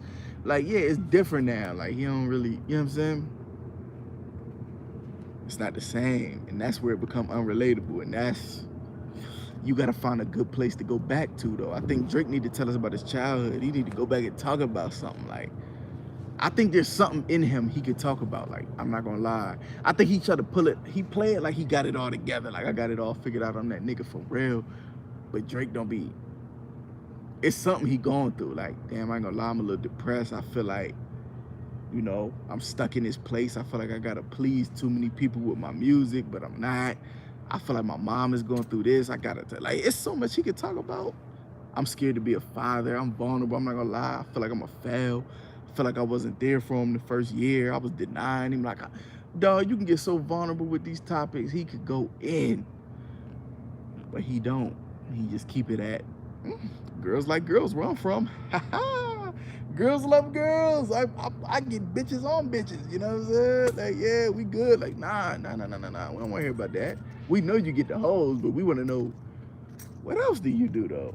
What happens on a day-to-day? How do you live? And I'm not talking about playing basketball with them lame niggas in your court. I'm not talking about that. I'm talking about, how does it feel to be you for real? Because he used to do them timestamps where it tell you, you know what I'm saying? Like, I'm not gonna lie, like, I'm scared to be famous. Like, I don't know, am I gonna be a good celebrity? Am I gonna be like, he used to tell us, like, I'm scared. I ain't gonna lie, I'm a little nervous. Like, am I gonna live up to the expectations? Nowadays, he like, yeah, I'm the greatest. Oh yeah, and I get hoes. Don't forget that. I get hoes. I can take your hoe. Don't forget that. Oh yeah, my next album is called I Can Take Your Hoe. Like, yeah, don't forget that. Don't forget that. I know, we know, nigga, we know. He DM my girl right now. He probably tell you she's gone. We know. We respect it. We respect it. We get it. But what about what's going on in life though, dog? This nigga got mad songs about girls like girls and way too sexy. I like that song. I ain't gonna lie, nigga said that was corny. Thought that joint was hard. I thought it was hard. I like the video though. When I seen the video, I was like, nah, this is creative. Like, this is kind of cool. I would have did a video like that. I think that's cool. He could be goofy still. I think Drake need to go into acting. I'm gonna keep it real. I think Drake need to actually go in R&B. I'm gonna keep it real. If he ain't got nothing else to rap about, hey, ain't nothing else to say. Shut the hell up and take 2-3 years off from rapping. But drop some R&B records if you're gonna do it. If you want to talk about hoes and love and all that, just do an R&B album, man. A real R&B album, not where you still rapping and all that. R&B, couple verses rapping, but you know, R&B album. Get Usher, Chris Brown, get Trey Songz, get these dudes to come in and do a nice little song with you. Y'all both go bar for bar, you know, singing. You know, that'd be dope. That'd be dope. We already accept him as an R&B artist. He gotta accept it though. Then you can talk about women all you want. You're an R&B singer at this point, you know. But then he need to go into acting. He need to do some more acting roles because his music video is crazy. I'm gonna be good.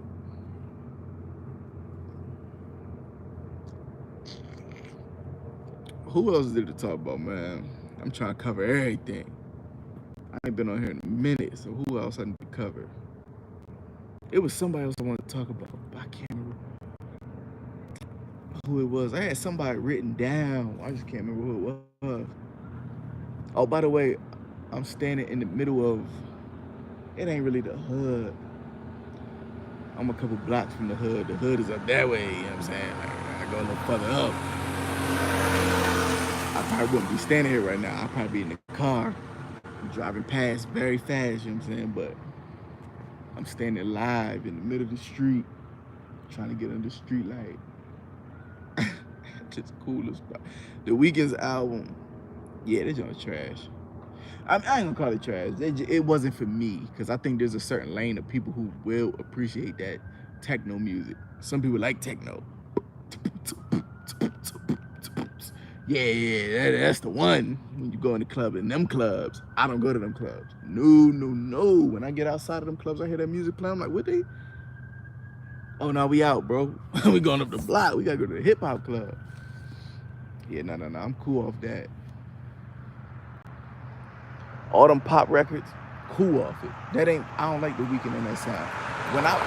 This is the thing though. When I became a fan of the Weeknd, it was Thursday. Trilogy, maybe. Maybe I heard Trilogy All Is One for the first time. Yeah, that's the first time I really paid attention. I heard Wicked Games was the first song I ever heard. I said, oh my God, this is crazy. That song got me through a breakup at that time, by the way. Wicked Games. I said, you know what? He's right.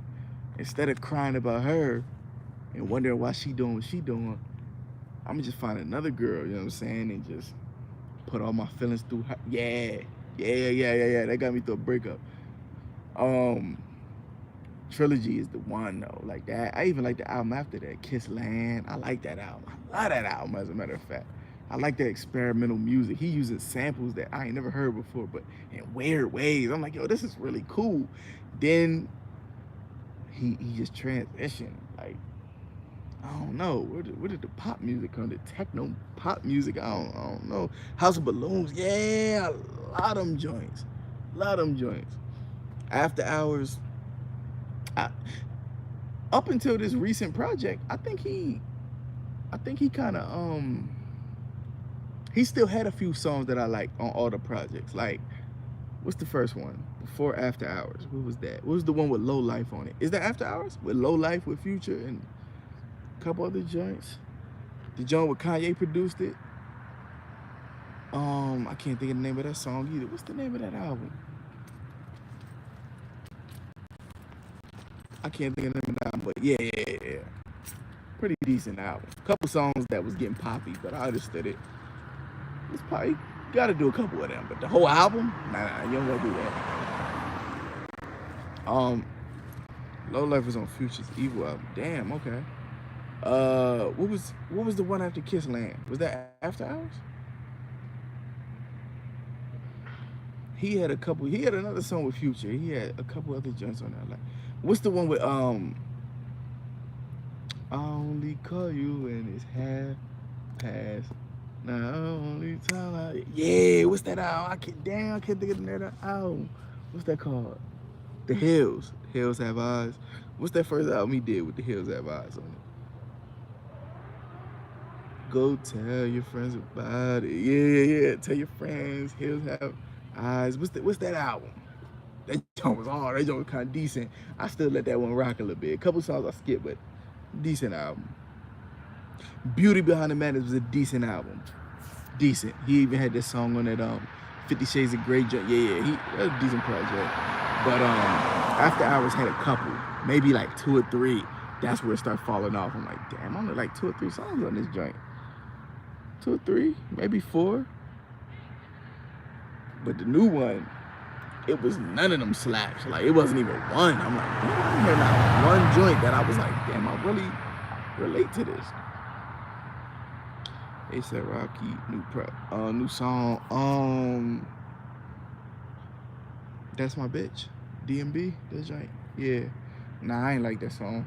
It's alright, but I ain't like the song. It wasn't nothing that Rocky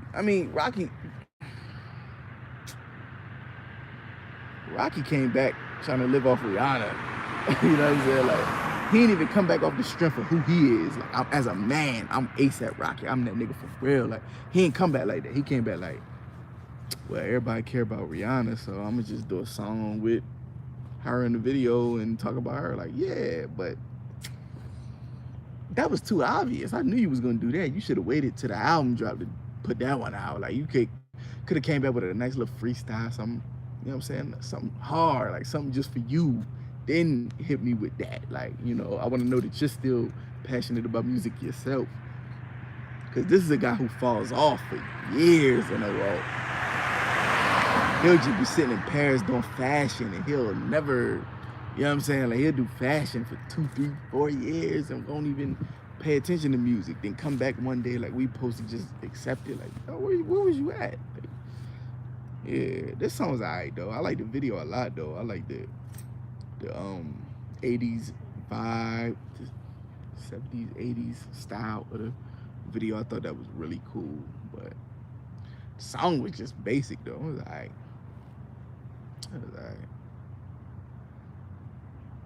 Who else dropped something?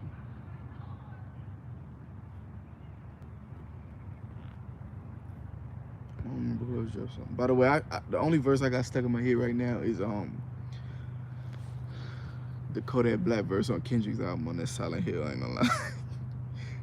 They'll fuck with me, and if they could, you know what I'm saying? I keep singing that shit in my head. You think Donda 2 will be coming out soon? If he even make the album. I mean, I think he's working on it, but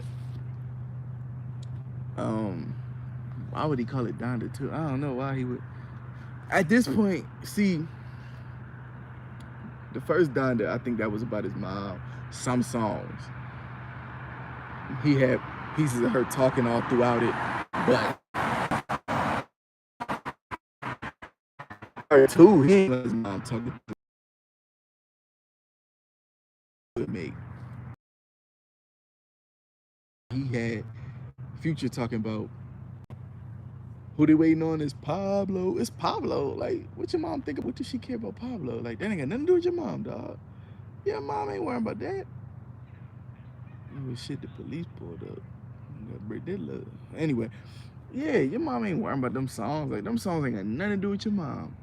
I don't see the point of even naming it Pablo. I mean, not Pablo, Donda 2, as if you about to go so deep into your mom's legacy. Like, nah, call it something else, and then it might hit different. You know what I'm saying? I don't think he should do that. I don't think he should call it Donda 2. He should call it the throwaway tracks or something, like the ones that didn't make the album or something. Like maybe Donda Deluxe. He did a deluxe, but like, damn, man. I don't know. Just call it something else.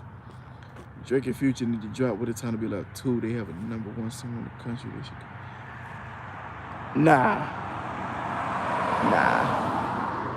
They could, but part 1 was just average. Part 1 was literally a moment in time. Like, you gotta understand. Look at where both of them was at that moment. Future is about to drop. Future already did drop DS4, right? He did DS3. I mean, Dirty Sprite 3. He dropped that, right? DS2. I'm tripping. My bad. Dirty Sprite 2. He dropped that. By that time, they did that, and then Drake was already just coming off of washing Meek Mill in a nasty beef. Like, he washed the nigga nasty. Yeah. Both of them is at the top of their game right now. Like, neither of them could lose. So them to come together, oh my God, that was a flawless. That was a moment in time. That was literally a time to be alive. Like, this nigga Drake, I'm watching him wash Meek Mill with diss records back to back to back. I'm so hyped. Future's dropping back to back. These are my 2 favorite artists at the time. I'll never forget 2015. That was a great year. Uzi, that was the first time I ever heard Uzi. That was the first time I heard Love is Rage. I mean, these are the only 3 artists I was listening to that year. That was the only 3 artists I listened to in 2015. I didn't listen to nothing else. And Fetty Wap too. What a year. And all these people working together. Yeah, when Drake washed Meek, it was over. That was the moment that, when I heard Charged Up, I said, uh-oh. This all right, but uh-oh. When I heard back to back, I swear, that is the one time period I wish I was doing YouTube at the time. I wish I would have thought, yo, I should film my reaction to these songs. Like, dog, hearing back to back for the first time, I cried. Not cried literally, but I was crying with laughter. Like, I was like, oh my God, he's killing this nigga. I didn't see back to back coming to hit the nigga with another one. Like, yo. You tried to end me, but I got you with another one. To come back with Summer 16, I remember these songs like, oh my God, he's putting a nail in his coffin. To come back with the whole Views album and diss him all throughout the album to let him know I just want to complete that this is over. For Meek to drop a whack diss record, to see my reaction, like, why would you do that? Why would you do that? Like, oh man, I couldn't have made this up, dog. I couldn't make this shit up on my own, man. What a time to be alive, for real. So that album made sense at that time. So anything they would have dropped at that time, I would have loved it. I loved the whole album at that time. Now, the replay value, when I come back to look at What a Time to Be Alive, I'm like, yeah, some of these songs ain't that hard. Big Rings is trash. Trash. I hate that song. I used to let it rock back then because I was so hype about them, but I'm not that hype no more. The hype died out. Now I can look at it with a clear lens, like, yeah, y'all tripping. My money was on Drake winning the beef. Everybody chose Meek back then. I didn't. I never chose Meek because I think people thought Drake was soft, but I'm like, y'all think he's soft, but this dude is lyrical though. Did y'all hear him? I'm like, every song he dropped, like his 5 a.m. in Toronto, like when he, you know what I mean? Like, this dude is a lyrical guy. I'm like, you know what I'm saying? I don't see him losing nothing against a guy who's not as lyrical as him. Meek ain't as lyrical as Drake. Meek is a battle rapper, but he would lose in battle rap terms too, even if he went against a Daylight or a Loaded Lux or what's that dude's any of them dudes. If Meek went against them, battle rap wise, he would lose too. Like, he ain't that lyrical. Like, he ain't triple entendre, like slow it down and flip the bar backwards. Like, nah, he don't do none of that with his bars. It's whatever he says is exactly what it is the first time you hear it. You don't gotta think too deep into it. He's one of them dudes but he's one of them rappers who make it sound good. Like, it sound like it got a double meaning. And then you really listen and be like, did that mean something? And you think about it like, nah, that ain't mean nothing. Yeah. That's what Meek is. Meek make it sound like it's about to be a double meaning, but it ain't no double meaning. Trust me, I broke it down. Ain't no double meaning in that. He ain't no double entendre lyricist. And if he do, the times he do use double entendres, it be stuff other people already said already. Like, oh yeah, I heard somebody flip that a different way, but same type of thing. He the dude to say I'm balling like the Mavericks. Balling, Mavericks, Dallas Mavericks. I mean, come on, obvious bars. We know. We got that the first time we heard it. We didn't have to think too deep. We ain't got to think too deep. I hate bars like that, by the way. I hate sports bars with all my heart and soul. It's too easy. You didn't think too deep into that. They pick whoever's popping at the time. I'm balling like Ja Morant. Watch the Ja Morant bars that come out in the next year. Watch.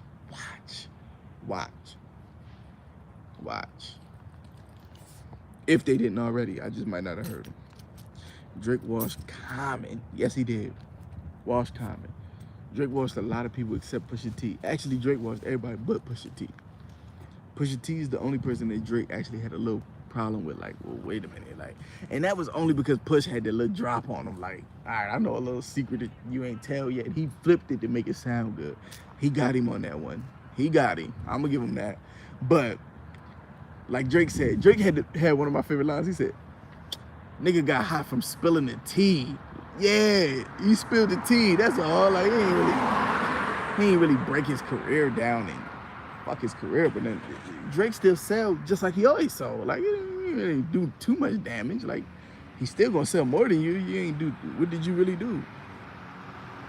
But Common didn't stand a chance. Common ain't that fire. Let's keep it real. Yeah, he a legend. I mean, I guess he a legend. If y'all say he a legend, I respect it. Common a legend, I guess, because he, had them lyrical, he had them conscious bars back in the day. Yeah, I get it. But, man, Common was mad about Serena Williams and Drake is smashing her now and she don't want you no more. Yeah, you supposed to be mad. And yeah, I figured you would try to diss him. It wasn't that fire though. You ain't do nothing. He killed him on like a feature verse. He didn't even give him a full song. He gave him a feature verse, like on one of Ross records. Like, I'll give you that. J. Cole did a Ja Morant, but I knew it. Yes, he did. He actually, I thought I heard one before. I'm like, somebody did one. Of course. And it was not fire. Whatever J. Cole said was not fire. Because it's too obvious. It's like, knew you was gonna do that. Same way when Drake did the Antetokounmpo lyric. I don't even know if I'm saying his name right, but he did that same bar, the CLB album. When he did that bar, come on, yo. I knew you was gonna do a basketball bar. Pick the biggest person's name at the moment, whoever won the championship. Like, come on, man. Niggas, it's a million LeBron bars, Kobe bars, Iverson bars, Jordan bars, Scottie Pippen. The 33 like Scottie Pippen bars gotta be the corniest. Oh my God. I'm so tired of them bars. Yeah, them bars played out. You could pick any team and say, I'm balling like boom, and pick anybody. Drake is going into soccer now. He like, all right, I'm gonna switch it. I'm gonna go into soccer, hockey. Nigga picking hockey players. Come on, man. It's not that damn creative. It's not that creative. You can pick any ball player's name, soccer, hockey, whatever field, and the bar is gonna be the same. Drake just did that. I can't remember what song it was, but he was like, oh, I'm on one with Future. I'm just all about my goals like I'm Messi. Yeah. I get it. Messi, the soccer player. I got you. Not that hard, but you know. Yeah. Drake's, J. Cole's verse on that Benny the Butcher album was fire. That verse told me something. It told me that if you want to bring the best out of J. Cole, you gotta give him competition. You gotta put him on tracks with somebody who he respects as a lyricist. Like, okay, I can't just be writing anything. I gotta come as hard as I can. That's the type of joints he need. He was talking crazy on the J's. I'm the greatest of all time. Like he was really okay. Now you remember you not just number 3. You're not just number 3. You ain't gonna settle for that. He respects who he is now. He respects who he is as a lyricist. That's the J. Cole I know. Yeah, that's the J. Cole I know. Like, yeah, he respects himself as a lyricist now. Like, wait, I ain't no number 3. I'm the king in this bitch. That's what I like to hear. Drake did this. Yeah, Drake killed that Jack Harlow joint too. Yeah. Great verse. Washed him on it, by the way. But I didn't even compare the two. Like, I mean, I figured he was gonna do that. But yeah.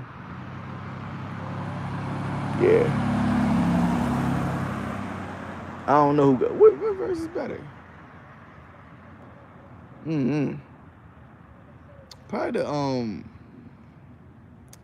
Probably. I mean, the Drake verse was longer though. You gotta think. Drake's verse on Jack Harlow's joint was like 2 minutes and some change. J. Cole's verse on Benny's album was only like what, 30 seconds, 40 seconds. You know what I'm saying? He didn't really get to go as in as Drake did. But I know Drake killed J. Cole on that Jodeci freestyle.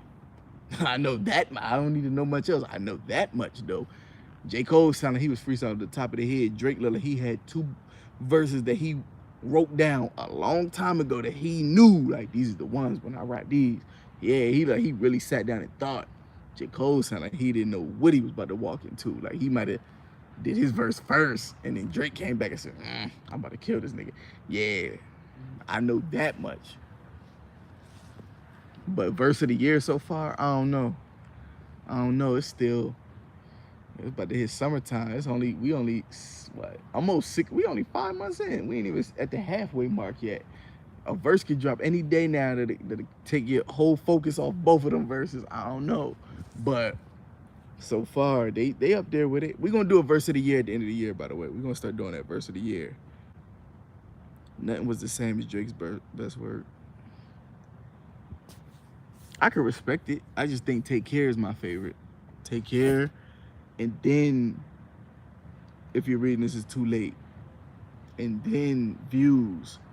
And then Nothing Was the Same. I think Nothing Was the Same is like my 4th favorite. But all the other 3, yeah.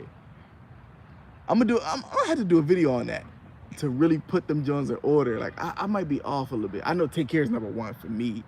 That don't really change, but Nothing Was the Same. I gotta go back and really reevaluate them albums, like rank them, like rate them, like, all right, how many songs I like, divide that by how many songs on there. I gotta really go back and do that, because Kendrick's albums, I was trying to do that. Kendrick's projects, I did that. I was like, okay, Good Kid, Mad City might have more joints on it than I thought. Like, it might have a better rating than a couple of joints. Like, I just so tired of the album, of hearing all them joints. Like, I don't really go back to it that much because I'm so. Good Kid, Mad City is played out. But, Room for Improvement, I'm not even going back. I don't even go back that far. I'm just going over Drake's albums. Room for That album was so old. That nigga was young as he was like 19 when he did that. Yeah, I ain't gonna count that. I ain't gonna do him like that. I start from So Far Gone, for real. That's really where I give him credit. Like, from So Far Gone, where he officially arrived, to everything after. Like, all right, now we can put him in order.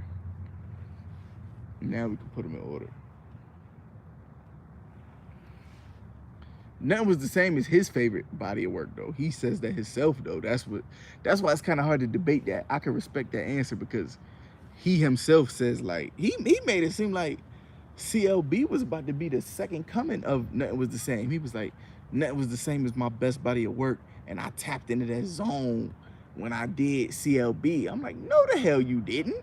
You didn't tap into no cohesive, every song flow in order. Like, you didn't go that deep. He lied. He lied. He even on CLB. Remember the trailer he put out for like the upcoming album. The little trailer he put out. It was like a him redoing every album cover he ever did leading into CLB. And I thought he was gonna have a piece of element from every album he ever did. I'm like, oh my God, this is about to be the one. And then we heard the album, and it was like, this ain't an element of nothing you ever did. Like, nothing you ever did is on this album. Yeah, he can't stick in one lane. He can't. But he could. It's certain things he. For the people who like when he rap, we just want to hear him go harder with the lyrics, go harder with the topics of like the song choices, like the topics. Like, we know you get all the hoes, we get that, but I want you to go deeper into it. Like, what's relationships really like for you? Like, what really happens behind the scenes? Like, yo, this. What is your fears as a man for real? Like, what is your fears as an artist growing? Everybody got some type of story they could tell and tap into. Everybody do. I just think he don't go that deep. He just gives you what he thinks you're gonna want to hear. Like, you don't really try nothing new. I think the last time he tried something new was definitely Views. Like, if you hear the intro song on Views, he tried a whole new sound. What I'm like, the hell is this? It shocked me for the first time I heard it. Like, I ain't never heard him on nothing like this. It's like a movie intro. That's good. That's good. Try it. Push it forward. Like, yeah. Even when he did the Jamaican songs, where he started coming with the Jamaican accent, I'm like, I never hear Drake like this, but sounds pretty good. Like, we accepted it for a while. It's old now, but when the first time he did it, it was new. Hotline Bling sounded new. Like, the hell is this? What's Drake doing? We laughed at him at first. Like, what type of dance moves? It worked, though. It worked. You know what I'm saying? People hated on Views. Yeah, they hated on Views. I know people. I got a couple friends to this day. They were like, that's one of his worst albums. They hated it. I'm like, you got to go back. I'm like, how did you hate it? But I remember that year when you were singing Control at the top of your lungs. How did you hate it when you were singing Hotline Bling at the top of your lungs? How did you hate it when you knew every song on the album? You say that, but when you really break down each song on, I'm like, we actually listened to the whole album non-stop. Like, this, every song on this joint was fire. Like, that album is flawless, damn near. Damn near. I actually, man, I wish I was doing reactions back then. These are them albums I wish I had to go back and do reactions to these, like, and really break down, like, yo, I remember how I felt versus how I feel now. Now, that album is fire. Like, it ain't really, I don't think I skipped nothing on Views. Not really. Same thing with Take Care. I don't really skip nothing. Same thing with If You're Reading This Is Too Late. I don't really skip nothing. You know what I'm saying? These are 3 for 3 right there. Now, them is in the time for me now. After that, any album you pick after that, oh, I remember the songs I skipped. Like, oh, hell no, too many UK artists on More Life. I skipped about 5-6 records. Throw that out. What else was it? Oh, CLB. Yeah. A couple Johns like, come on, why would you put these out? Skip that. Dark Lane demo tapes might be number 4 though. 5, maybe 5. I don't know. They just fire. That is a very in due time. In due time, y'all gonna look back at Dark Lane demo tapes and be like, I ain't gonna lie, I ain't really skipped nothing on this joint. Yeah, this nigga here, he's batting at a high average. So when you hear a whack album or album that you're only giving a 7 out of 10, yeah, you kind of get a little disappointed with a guy like Drake. You know what I'm saying? That's all I'm saying. CLB wasn't the worst album I ever heard, no, but for what I'm used to him doing, like, damn, I actually didn't skip that much on this album. And knowing that I was skipping what usual on that album, that's why it's disappointing a little bit. Sandra Rose, yeah. And they're trying something. That's what DJ Premier wish he, yo, I want you to rap on like a real 90s R&B, I mean, not 90s R&B, 90s hip-hop type of joint, like really rap. He rapped his ass off on that joint. Emotionless is my joint on that Scorpion album. Like, yes, you're rapping your ass off on a fire sample, and this is different. Like, I ain't never hear you on that like this. I like this. Push it forward. Even In My Feelings was kind of different to a degree. Like, I ain't never, like, I think songs like that, like In My Feelings or like Nice for What, them is songs that's like obvious hits, but like I feel like that's him tapping into his female bag at a high level. Like, okay, I know what every woman gonna like at this point. That's when he hit the level, like, I know it. That's why that album sold as much as it did. I think he did like what, 800K the first week? Yeah, nigga, yeah. Drake knew what he was doing at that point. He couldn't lose. After Scorpion, I think he don't know where to go. He like, what do y'all want? What else do y'all want? Scorpion is a low-key classic. Yeah. He was dissing like Drake and Pusha T the whole time. Yeah, he did, but it's kind of classic. I ain't gonna lie. I went back to the first disc and I didn't skip nothing. I didn't skip nothing near song on that first disc.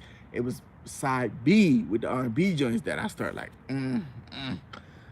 That was the only, but hey, I don't know.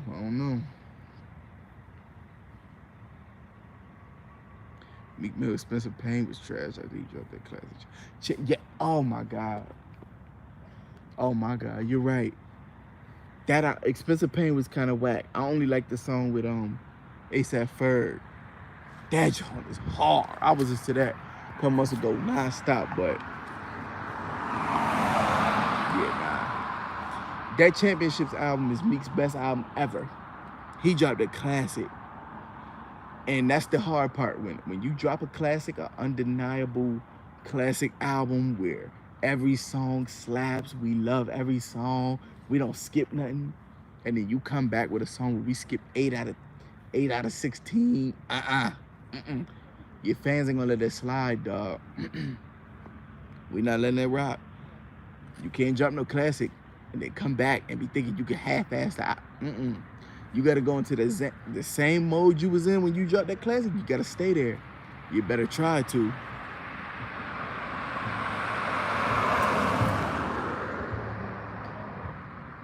You gotta try to at least. It's a little hard. I get it, but.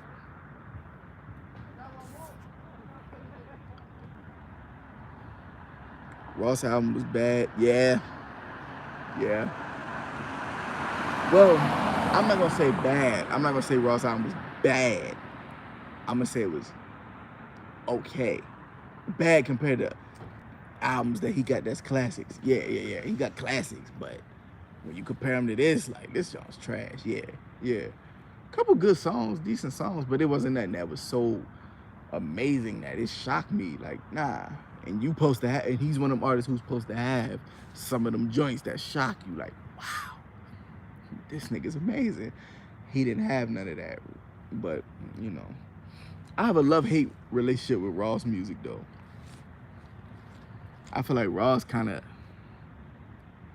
I don't know, like Ross be like cool, then it be, I don't know, like I heard some bad verses from Ross that I'm like, come on now. But then I heard some fire classic songs too, like Aston Martin music, like, damn, that's a classic. But then he'll come in on another love song with Chris Brown and be like saying the most ridiculous bars. Like, what made you say that? Like, why would you?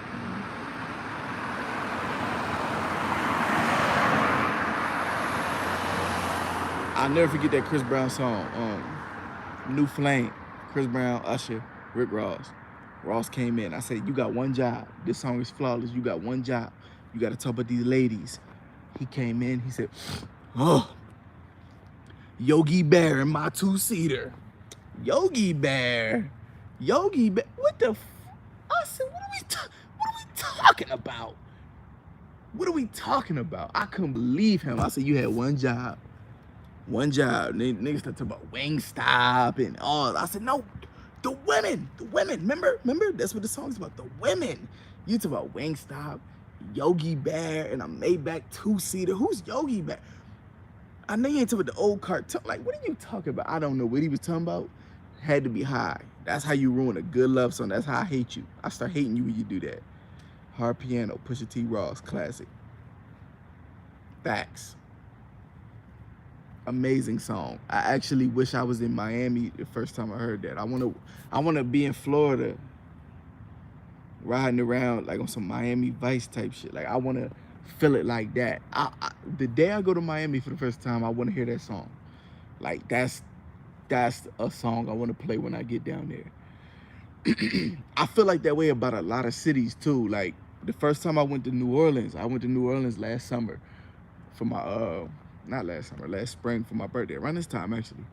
I was there for my birthday, and I remember being there, and I knew I'm in New Orleans. Like, I gotta listen to Lil Wayne in New Orleans. I gotta listen to Lil Boosie and Webby in New Orleans. I gotta listen to NBA YoungBoy in New Orleans. I gotta feel what they feel when they hear in the trenches. Like, I wanna feel it here.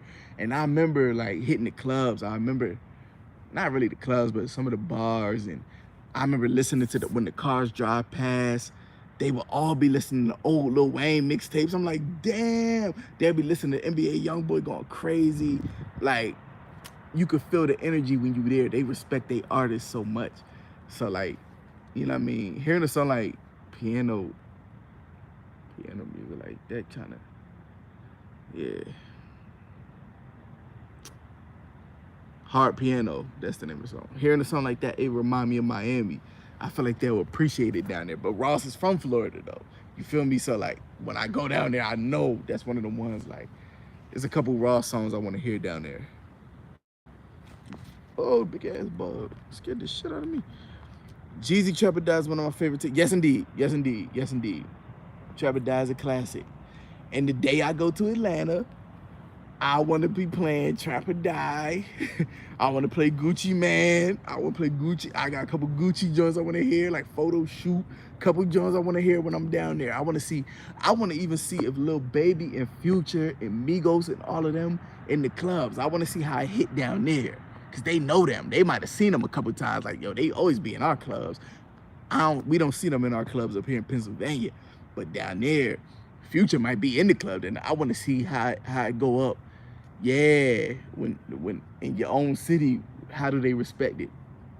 Trapper Die is a classic, by the way. Jeezy's first album is a classic, by the way.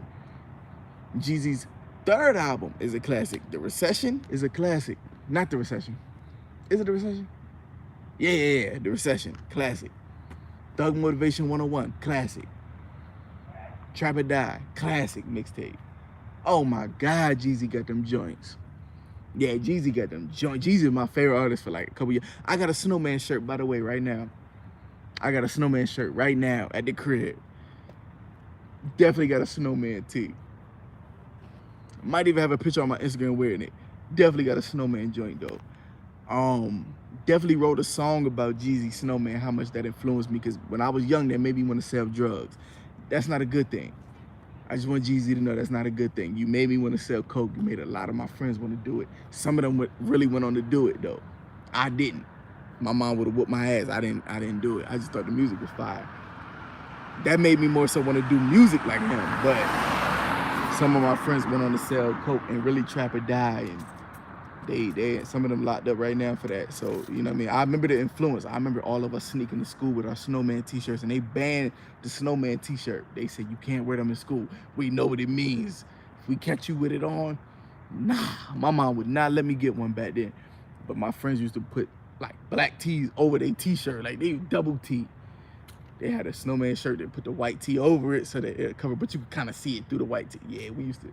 I stole one of my friends' John, like, yo, let me wear your John, let me borrow your John. Here, let me wear his shirt, because my mom wouldn't let me get one. I remember that. Yeah, Jeezy had that impact back then. I ain't never seen nothing like that in my life. 50 Cent is another nigga who I never seen no impact like that in my life. I had G-Unit sneakers. Would never wear them today. Ain't no way in hell I would ever put a pair of G-Unit sneakers on my feet. But back then, I wanted to get shot 9 times so bad. I was down to try it. I wanted to be 50. These niggas got impact. These is niggas that I ain't never seen impact like that, where niggas is like, I'm trying to get shot too, just so I could rap about it I ain't never seen nothing like that. I was wearing bulletproof vests like 50 at the age of 10. You know what I'm saying? Nigga, I was 10, 11, 12 years old wearing G-Unit vests. Like I had beef in the streets. I didn't know nobody. Like I ain't going but to the corner store. Playing football with my friends. Why am I wearing a bulletproof vest? I know a friend who had he had a fake G-Unit chain that used to spin. He used to spin it. Man, them fake Jones you can buy them at the corner store. Dog, we all went and bought one the next week. I begged my grandpapa, I said, I need $20 right now. I need the G-Unit chain. Like, that's impact. Now, I'm older now. You ain't gonna just influence me to do no stupid shit like that. Like, I'm not doing it now, but boy, I seen the impact then. So I get how the kids look at like an NBA young boy and be like, Whatever he do, I'm doing it. And they be walking around mad as hell, smacking shit. I get it now. Like I'm like, that was how we was when we was kids with these rappers. Nipsey, in my opinion, as far as the hard hitting lyrics, Nipsey. I think Nipsey was actually a little smarter than Jeezy. Jeezy was talking about straight coke for mad years, and I think Nipsey was with Jeezy ended up becoming later in life. Like now, Jeezy finally gives you the game. Like yo, you don't got to do that. You can flip your money and sell it. Like yeah. Now he knows. But when I was listening to Jeezy, that nigga was telling you, nah, I'm gonna tell you how to flip a brick. Come here. You take 36 O's and flip them in. Like, this nigga was breaking it down. I was like, okay, so how do I was writing this shit down. Okay, so if I ever want to sell coke, that's all you got out of that. But yeah. Nipsey, he's like a better version of Jeezy with the game. Like, nah, I got the game. I know I'm gonna tell you the truth. You don't gotta do that dumb shit. Invest in some, you know what I mean, cryptocurrency. Invest in it. Like, yeah, that's a better version of what Jeezy could have been. Yeah. Nipsey was giving game out, which makes me wonder: was Nipsey ever really? This nigga don't really. Yeah, he was a crip, but he don't really talk about that shit that much. The stuff I heard. DJ Drama's a legend. Gave us the greatest mixtapes ever. Yeah, he did. He sure enough did. DJ Drama gave some classic mixtapes.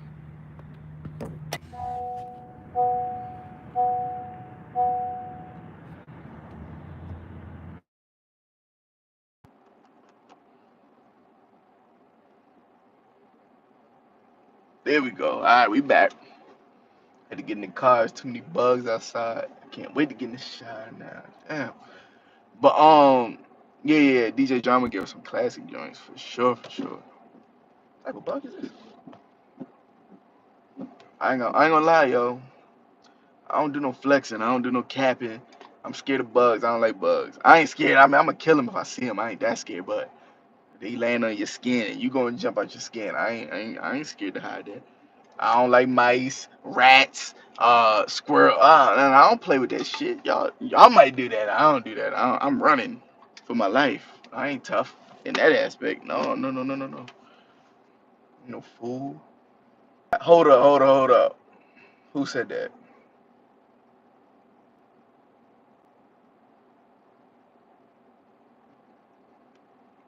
Froze. Did it freeze? Yeah, there we go. We back. Yeah. Drought three. Drought three. The Drought three is the greatest mixtape of all time. It ain't just Wayne's best mixtape. To me, no. Because if we count J. Cole's Friday Night Lights, damn, Kendrick Lamar might have a is Section 80 a mixtape. Okay, no. Fuck that. Excuse my language. Yeah. The Drop Three is the greatest mixtape of all time. I'm going with that because that mixtape taught me how to rap. That mixtape taught me how to rap. That was the first time I ever listened to a mixtape, and I was like, because I remember I used to rap and I used to write lyrics down, and it would be basic lyrics. But then I studied the Drought Three. That was the first time I ever heard like double entendres. I was like, oh, that line meant two different things. That was the first time I ever noticed that. I said, how did he do that? How did he write a line that meant two different? That was like, oh, he's using movie references or TV show references or whatever's going on in the world. He'll flip that to mean whatever he's trying to get you to understand in a different. I'm like, that is cool. And that was the first time I ever realized that artist was doing that. Even though artists did it before him, I didn't know that. I didn't listen to their music like that to listen and understand that. But it was like I remember hearing like like my daddy, and it was lines he said in that particular song, and that was around the same time he dropped three, and I was like, oh my God, if there's a throne, you're looking at the chair, man. How you want it? Show me my opponent. And then he did the eating shit, and it's like show me my opponent, and I was like, oh, he just was crunching like he was eating rappers. I'm like, oh wait, this nigga's thinking outside the box. Like he's saying double, not that them particular bars was double meanings, but these is lines that really caught me, like that puts character into the verse. Like it's that's cool that you thought of that. Like that's good writing right there. Like this guy, and then to find out he's not writing, I'm like, okay, I gotta be able to rap. I gotta be able to figure this out somehow. Yeah, like nah. They dropped 3. I heard double entendres for the first time in that album, and I was like, nah, yeah. And he's taking people beats and killing them, just like I was doing at the time, because I couldn't afford to. I didn't know how to make beats. I didn't know how to. I couldn't buy beats. I didn't have no money. I was in high school, so it's like he's taking other niggas beats and killing them. I'm gonna do the same thing Wayne doing. That was the first time I learned how to rap. For the first, I originally officially learned how to rap. I feel like I knew how to flip a double entendre. Like, okay, I got it. No ceilings is another one. Absolutely classic. Top five. Top five definitely. Might sound crazy. Jay Z hard not like. Hell no. Hell to the nah. That's like what's that? Volume 2 or volume 3? No, volume 2. Yeah. Nah, I think his best album is The Blueprint. I mean, I respect your opinion, but Jay Z's best album to me is Blueprint. I think that's the most concise, like production wise,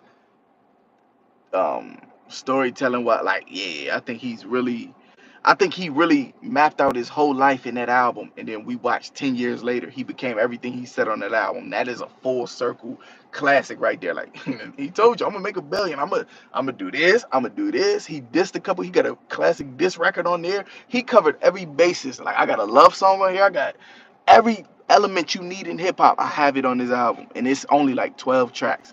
I did it quick. He didn't take all night to do that. He did that quick. Yeah, yeah, yeah, that's a classic. Um, Black Album and Volume 3. Volume 3 is my favorite. Volume 3 is one of my favorites too. Yeah, that's the one with Imaginary Players. Whatever album that is with Imaginary Players. Yeah, that's my third favorite. Nobody could touch Lil Wayne in mixtapes. Absolutely not. Absolutely not. And I heard somebody say Gucci could touch him. I disagree. I disagree. Gucci got some joints, but Gucci got a lot of trash songs on his mixtapes. He got a couple hits that happened to catch off the mixtapes, but when you really listen to the whole mixtape as a whole, it ain't that fire. Like it's alright, but it ain't all that. Jay Z and Beanie Sigel was a better duo than Jay Z and Kanye. No, no. Beanie is fire lyrically, yeah, for sure, yeah. But Beanie Siegel don't make beats.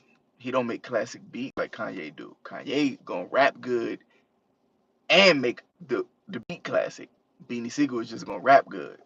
He's missing the other element that Kanye got. Like, you know what I'm saying? Like,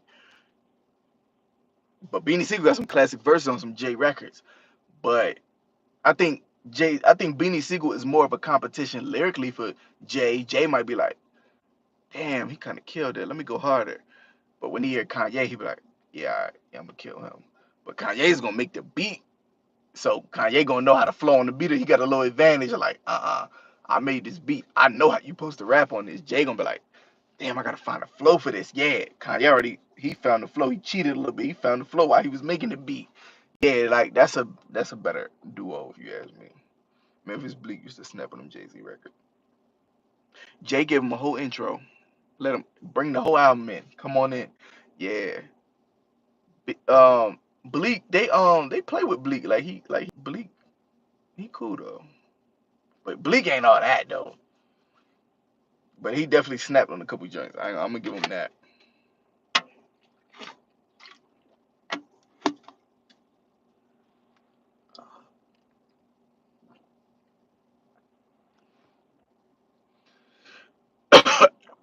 mm,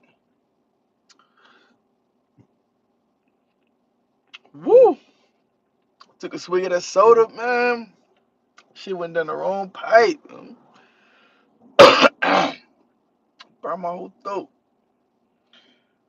Let me see what else we got. Yeah, Memphis Bleak was kind of whack though. I mean, Memphis Bleak's album was whack. He's not a whack rapper. He just was. His album was kind of whack. The game dropping soon. I respect the game. I respect him. The documentary's a classic.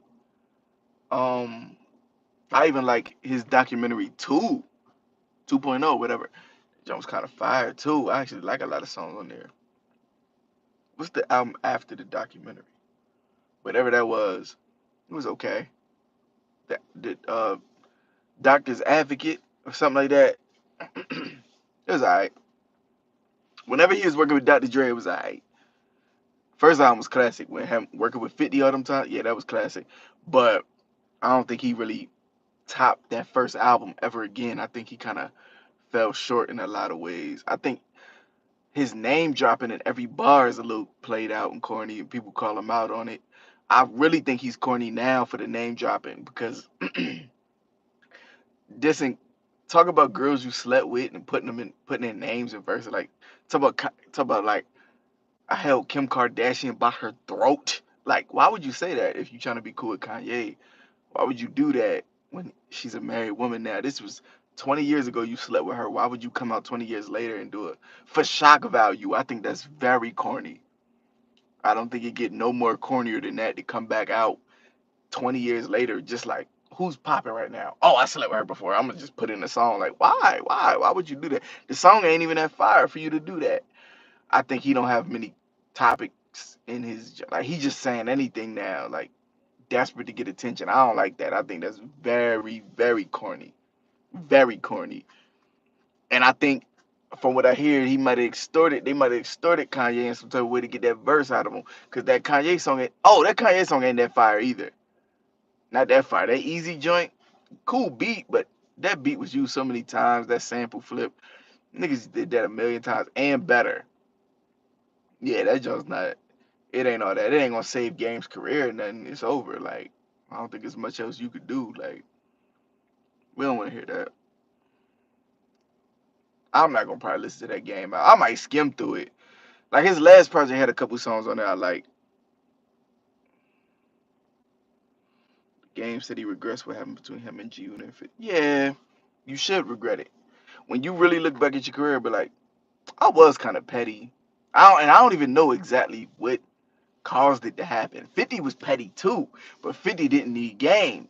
When you don't need the other nigga, you could be petty. I could be petty if I don't need you, but if I need you, I can't afford to be petty. So then I'm gonna have regrets when I look at it in the future. Like, yeah, I was kind of petty. I could have made more money with that guy. Yeah, I wish I would have made more money, but 50 went on and made every dime he was supposed to make. He was 50 at the time. Like, he didn't need Game for nothing. He brought you on board. Like, I'll try to help, but he didn't need you.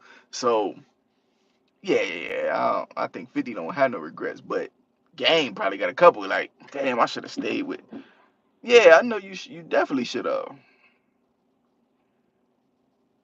Oh yeah. 50 was petty because he didn't want nobody being cool or even respecting the guys he had beef with, which I understand. I get it. But Game was like, dog, I like these. I don't know, it had nothing to do with the beef. I actually like Fat Joe. He's a cool guy. I get that, but I don't see why you went out in public to state that I love these guys and like that. You shouldn't have did that. You should have kept that between you and them. Like you could have did that behind the scenes. Don't act like you love my enemies in front of me. Excuse me. Or in public embarrassing me like my friends is cool with my enemies. Don't do that. 50's petty though. 50's a petty guy. We know that. He didn't want nobody hanging with his enemies or you become an enemy. And I understand that. But like I said, 50 could be petty. He didn't need nobody. He was the biggest thing in the world at that moment. He was bigger. He was Drake at that moment. Like, yeah, I'm the biggest. Like, if I dish you right now, you'll probably sell a million records right now if I dish you, because niggas want to hear what you're gonna say back. That's how popping I am. He had every piece of power in the industry at that moment. Like, I'm everything. Like, niggas pray that I diss him so that they can sell records. Like, it's my voice is everything. Like, yeah, 50 in the whole label, but yeah, yeah, yeah. Even though some of that was the feds, like, you know what I mean? But yeah, them going to jail ended that label too. But 50 took, honestly, I hated Ja Rule. When 50 dropped, when I first heard 50 and I found out he hated Ja Rule, I hated him too. Whatever he said went. Like what he said, that's why I don't understand how a nigga like the game was still cool with the ops. Like, if 50 say we hate Fat Joe, I'm deleting Lean Back off my MP3 player too. He said it and it stands. I'm with him. Like, now that was corny because I was a kid back then. So I get why game is like, I'm a grown man. I don't gotta follow after you. I respect that now. But we all knew, like, nah, like we not rocking with that dude. With none of them dudes that he say is corny. If 50 say they corny, they cornballs. Like we not rocking with them dudes. Like Game was just like, yeah, I'm gonna do my own thing. But yeah, 50 ended the whole label itself. Basically, yep. Ja Rule sounded too much like DMX. I agree. DMX did an interview where he explained. He was like, you know what's crazy? He took Ja Rule and them under his wing though. He was like, yo, he tried to tell him before, like, yo, you sound so much like me. A lot of people ain't gonna gravitate to that. You gotta find your own lane. I think that helped. That helped Ja Rule a little bit. Like, damn, I can't be all aggressive and rapping about murder and killing and stuff. I gotta do something different than X. And that's when he picked up the love song lane. Smart choice. Best decision he ever made because all his biggest hits are love songs. That's the ones we remember him for. All that killing music, we got DMX for that. Same voice, barking on track. We got that already. What could you do different? He brought love songs. That's something DMX couldn't do. X X didn't do no big love songs about the women. He did maybe like How's It Going Down, which is a classic. I love that damn song, but it was still like hard and aggressive, you know what I'm saying? Like it wasn't like a love song for real. It was still different. But Ja Rule bodied that lane. Like I could take your voice but still be super like a love song type of dude. Got Ashanti. He was the first dude that was really using like females on the hook. Like not the first by far. Biggie and them did that. But I'm talking about like to the level he did it, like where he could do like 20 records with females on the hook. Oh, he killed that lane. He took that lane and ate, ate, he ate. And he's the reason why we got a Drake who's singing on the hooks and other, you know what I'm saying? Second album with the blood on the cover was one of my favorite album. Yeah, Flesh of My Flesh, Blood of My Blood. Yeah, that's a classic. The first two albums he dropped was classic. It's Dark and Hell is Hot is classic. He dropped two back to back.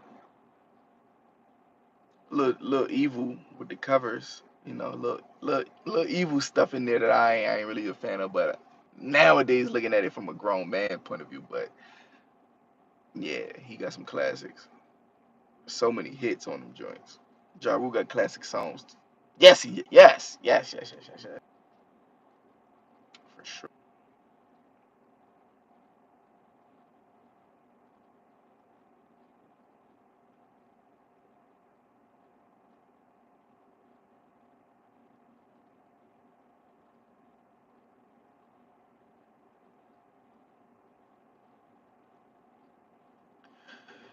But look, I need to get up out of here, man. My phone about to die.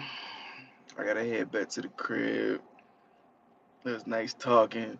I might have to go. I might have to go live again tomorrow. Offset beef. Oh my God, Offset beefing with the Migos. I don't know what that's about. I don't know what that's about. Like, just cause a nigga unfollow somebody, I don't know what that's about. I don't know. But they're looking at that.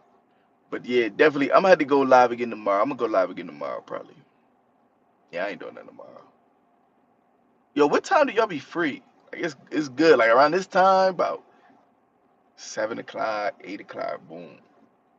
If y'all free around that time, that's the best time. I'm trying to see when people like me to go live. If y'all be working during the day, ain't no need to go live then. 7 o'clock, okay, 7 o'clock, good time. I could do 7. I'm off work at 4:30, so anytime I do that, I'm down to talk forever. I just gotta make sure I got a charger next time. My phone about to die in a second, so I don't wanna between 4 or 6 o'clock. Okay, 6 o'clock could work. I could go live from 6 to 8 or something like that, so everybody could jump in.